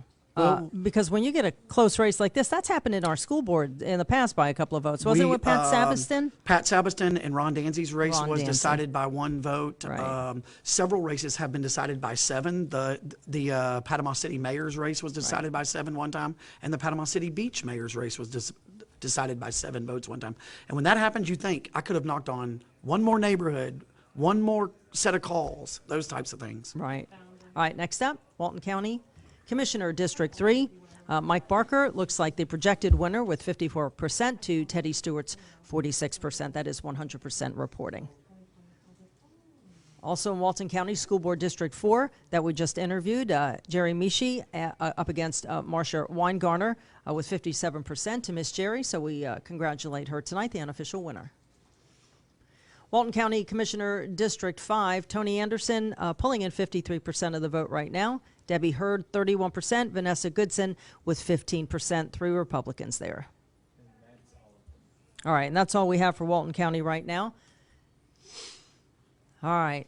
So, wow, it's sort of starting to wind down a little bit. The outlying counties still piping in their numbers to us because some of them, of course, Gulf County and those still in the Eastern time zone. Exactly. Well, theirs probably came in earlier. Whenever do you think that polls close at 7 p.m. and we in Bay County have been used to getting our polling numbers within 20 to 30 minutes? Right. You and I have been involved in this long enough when we remember going to 11, 12 o'clock at night, sometimes overnight, waiting for official results. Now, long before technology, now you may not remember this, Arthur, because you are young, and I can't remember which election it was, where the lines in Callaway, when we used to go into the booth and close the curtain, the lines were so long, they were voting till midnight, I think. I mean, because people were around the block, and as long as you're in line by 7 o'clock, you get to vote. Exactly. And that took forever, but those are the good old days. I miss the voting booth. I actually talk about that quite often because that was the strongest arm that any of us could ever pull. The lever. And technology has brought us a very far way, but there's something about those old school voting machines, and when you could hear it just go click and you knew your vote was in there,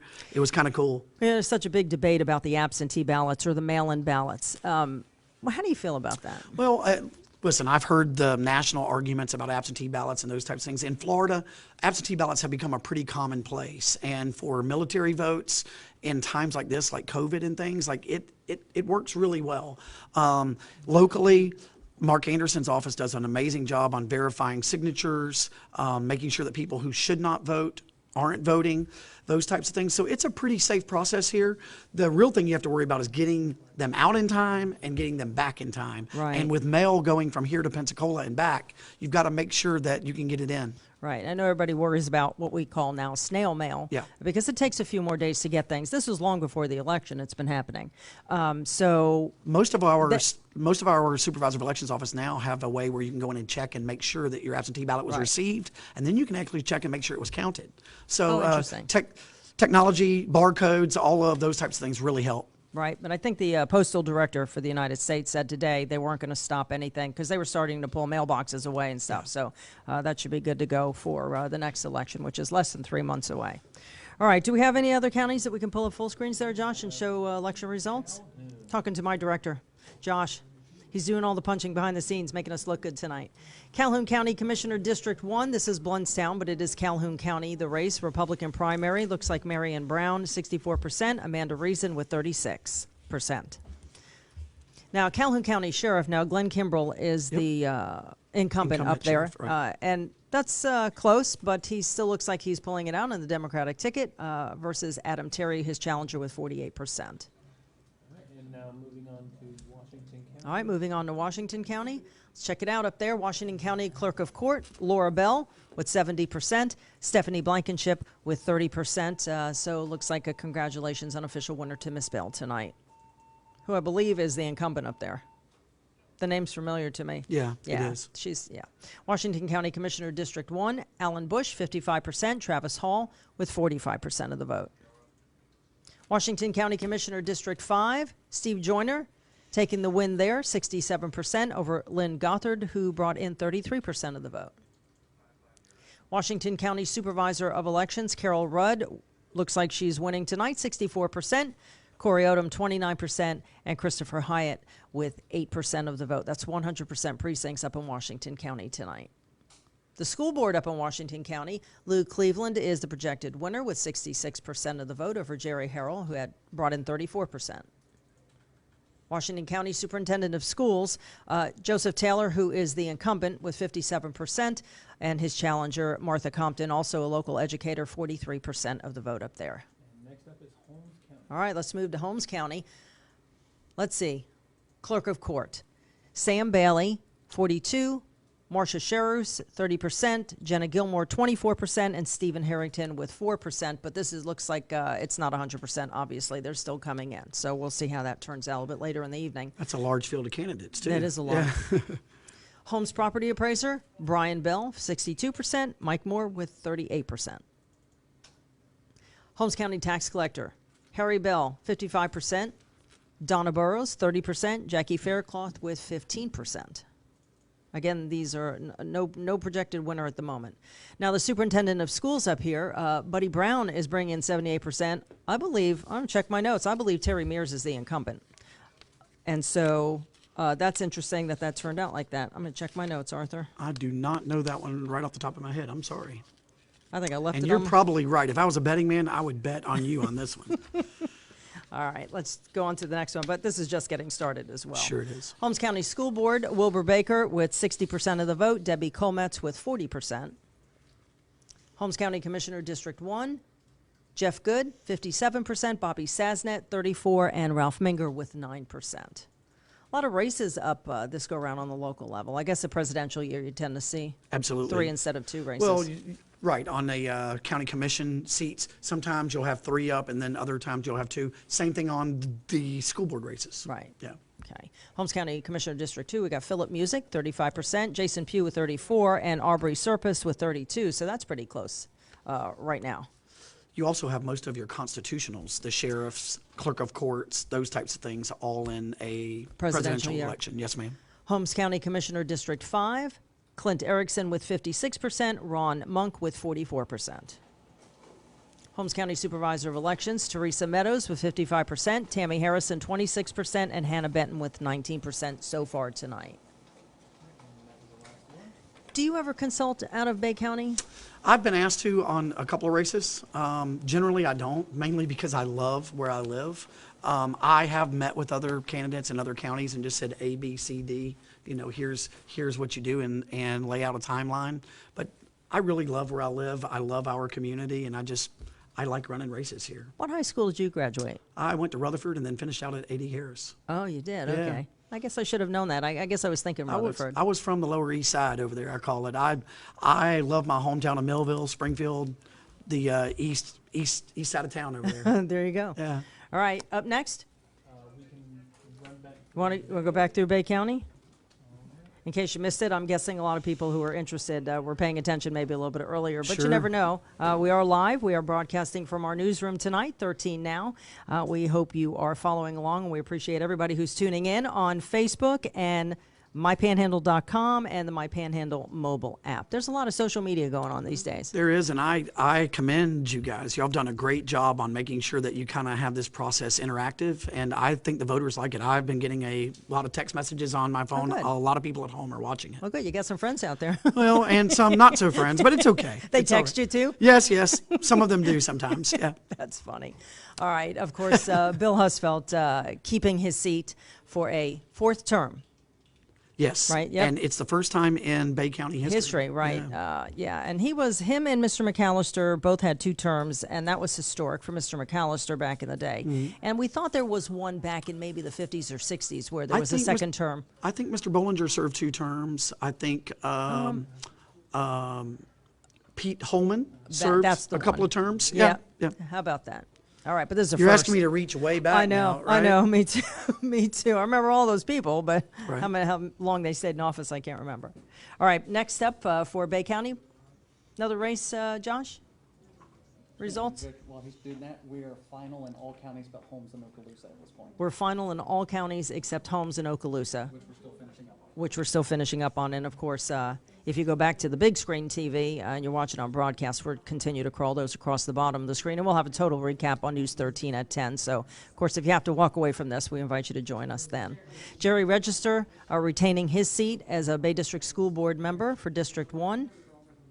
Next up, Bay District School Board District 2, Brenda Ruthven taking that seat that was held by Ginger Littleton, who retired. Bay District School Board District 4 should be next.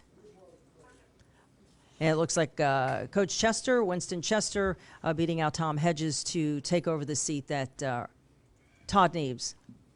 Ryan Neves. Yes. You know, Ryan I know Neves. them both, and I love them both, and I just want to call them by their other names. So I can't get my kids straight either, just They so do have the everybody same knows. last name, but Ryan did a great job there, really helped our district with technology and getting us ahead on those sides. And Winston will fill this seat well. He's a great guy. All right. Next up, Bay County Commissioner District 3, Bill Dozier, hanging on to his seat there, of course, with a pretty much of a landslide there, 70-30%. It's good to see new people trying, though. It is. I think maybe their future for when other I folks love retire. to see younger folks get involved. If you'll remember in the last election cycle, Brandon Aldridge ran for county commission, Right. and he didn't quite make it, but he loved the process, stayed involved, got active, and now he's a city commissioner in Lynn Haven. Right. And he's doing a great job there. The folks of Lynn Haven love him, and I think we haven't seen the last of him yet. He's a great guy. So yes, I enjoy this, and it's. You used to call me the young guy in the room, and now I look at some of these guys and I think, so Jared is 30 years old and running for county commission. And look, he brings new ideas to the table, new thinking, those types of things, and that can never be bad to the process. No, absolutely not. It's good for the future. Congratulations, Commissioner Dozier. He's a great guy. Yeah, congratulations, Mr. Dozier, Commissioner Dozier. You know, we have 2 other commissioners who were up this year, but they ran unopposed, which is Commissioner Griffiths. Griffiths and Commissioner Ham Tommy Ham. were both up, and neither had opposition. All right, that happened quite a few times in some of the races. Sheriff Tommy Ford got reelected unopposed. Tax collector. Kinsall, tax collector. Property appraiser. Dan Sowell. Yes. Yep. And Chuck Chuck Perdue. Chuck Perdue, I yep. mean, if you're going to talk about Chuck Perdue, you talk about turning an office upside down. He's really done a great job there. I mean, you're in and out there. Even right now in COVID, I was there today, of course, because it's my birthday, and I was in and out in less than 7 minutes. Right. Yeah, And if you follow him on Twitter, he's always putting information out there. I always try and retweet him. He'll let you know what kind of things you can get and how you make the appointment and how easy it can be. He does a great job, and it's nice to see elected officials come in from the outside that can bring new ideas, new visions, and new opportunity to those offices. Right.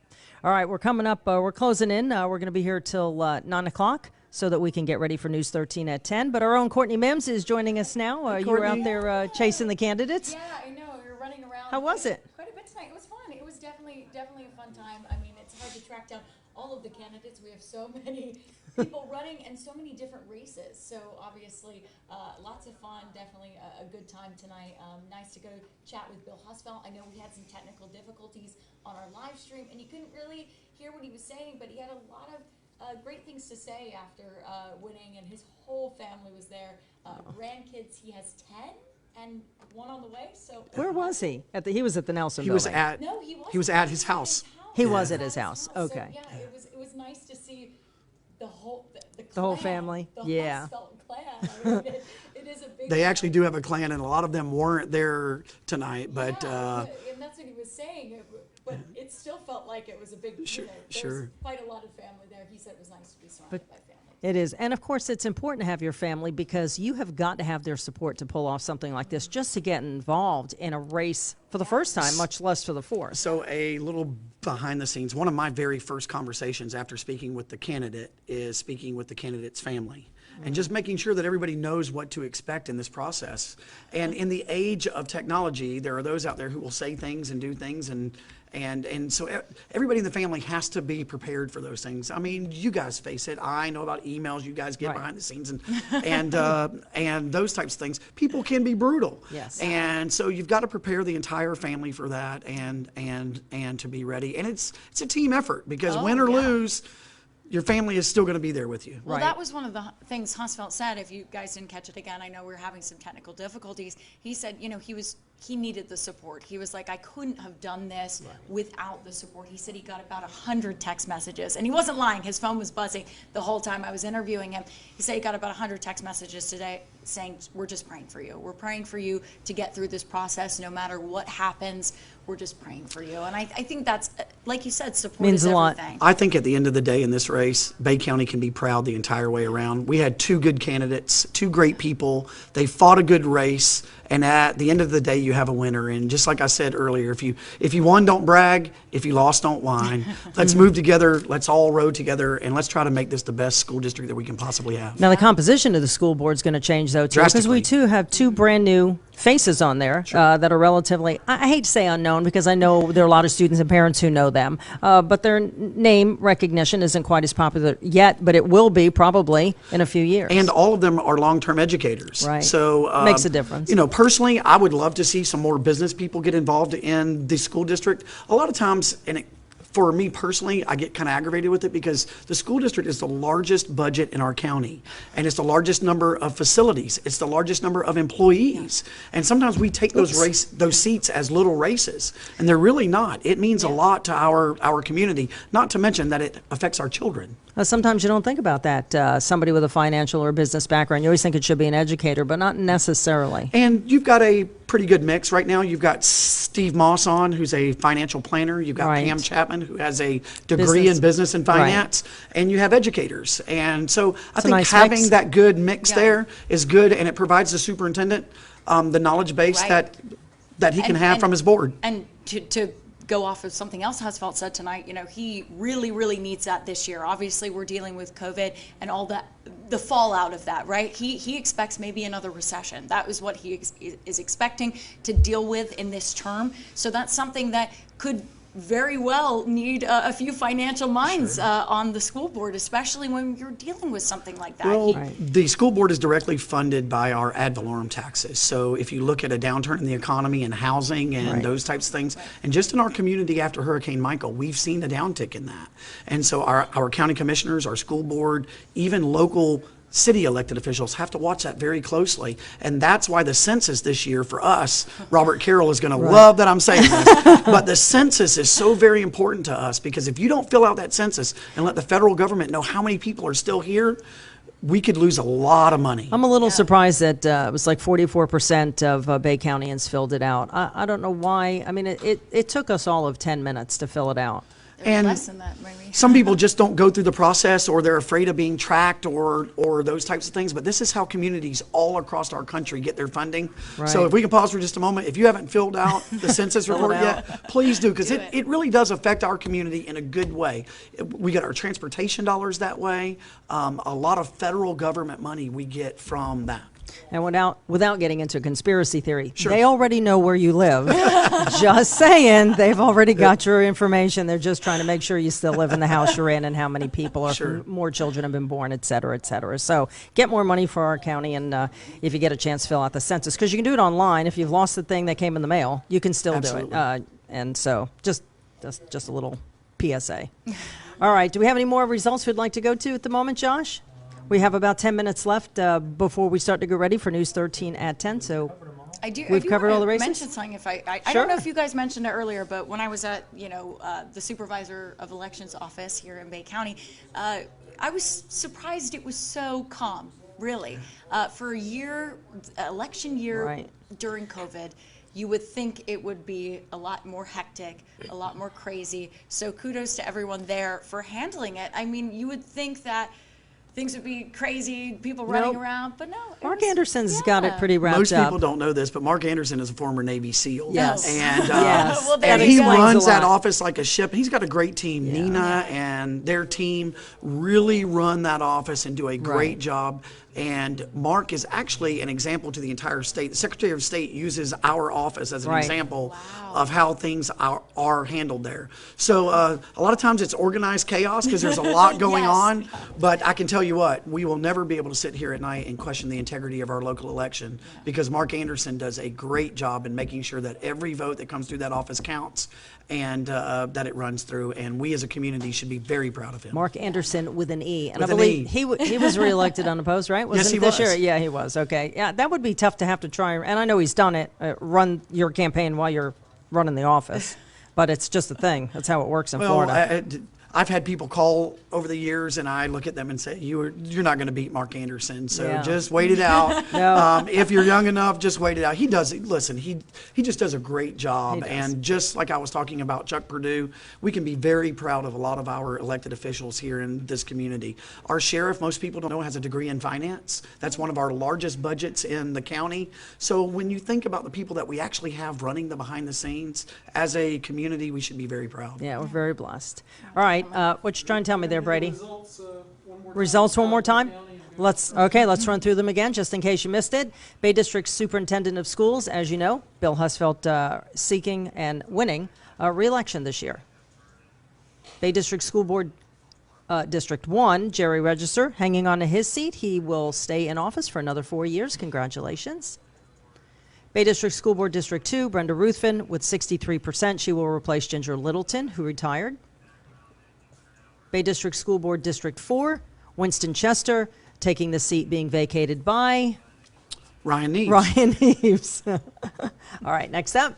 I laugh because I keep getting him confused with his brother, in case you missed it earlier. It's like my children. I never get their names straight either. Bay County Commission District 3, Bill Dozier, another term, 4 years. Congratulations. Next up, Bay County Judge Group 1, Tim Campbell, who is the current judge. He is the incumbent judge, and he retains that seat. All right, Republican State Committee man, George Norris, taking that with 57%. He will represent the Republican Party of Bay County.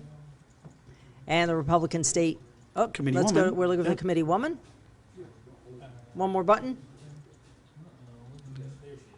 Mitzi Prater with 48%, Veronica Kemeny close by with 40%, and Melissa Suis, good shot there with 12%. But Mitzi Prater is the winner tonight for Republican State Committee woman for Bay County. It's not very often you see these races, because a lot of times these seats are just filled. Right. And so I like this because it encourages people to get involved in the party process, which a lot of people don't know behind the scenes. We do have a Democrat executive committee here. We have a Republican executive committee. We have a Green Party here, independents here. So for a political person like me, I enjoy watching this because this grows the party. Absolutely. Next up. All right, 14th Judicial Circuit State Attorney Larry Basford handily winning that position. He's replacing Glenn Hess, of course, who is retiring. Anybody else? We got 5 minutes. We're going to wrap it up. All right. Well, we've brought you everything that we have. We appreciate everybody tuning in tonight. It's not over yet. We will have a recap, and we'll be interviewing all of the winning candidates, and we'll be bringing that to you on News 13 at 10. And, of course, you can always follow along on the My Panhandle mobile app, mypanhandle.com, Twitter, Facebook, et cetera, et cetera. News 13 is everywhere, but it's because of you, because you're always there for us to watch and to support us, and we appreciate that very much. We feel like winners tonight. All right, Arthur Cullen, happy birthday, young man. Thank you again very for much. spending an hour and a half with us. It's always a pleasure to come in and join you guys. You always do a great job. And to everybody out there that went and voted, thank you for going to vote, and be ready to go and vote in November. Let's get more people out to the polls Absolutely. in November, because that's going to be even more important. It is. All right, thank you, Arthur. Good job there, Miss Courtney. Thanks for joining us. It was fun. Let's do it again in November, like you said. We're going to get you out of sports and put you in the news Yeah, sports all they're over. going to throw me out of sports. This after is sports, though. This is just a whole other contact just a different field. game. We were talking about that tonight. There's a winner and a loser, so There you go. All right, Courtney, thanks. Josh, Brady, thanks. Everybody, Jerry Brown. Great job, guys. All right, we'll see you at 10 on News 13. Have a good night. We are the believers. We are the hope keepers. Living to make a difference. And there's nowhere like this. No, there's nowhere like this. And I love and living love. News 13. There's nowhere else I'd rather be. Panhandle School. Said I love and living love. I'm living local and it's everything to me. We are the believers, we are the hope keepers, living to make a difference. And there's nowhere like this, no, there's nowhere like this. And I love and living love. News 13. There's nowhere else I'd rather be. Panhandle School. Said I love and living love. I'm living local and it's everything to me. We are the believers, we are the hope keepers, living to make a difference. And there's nowhere like this, no, there's nowhere like this. And I love and living love. News 13. There's nowhere else I'd rather be. Panhandle School. Said I love and living love. I'm living local and it's everything to me. We are the believers.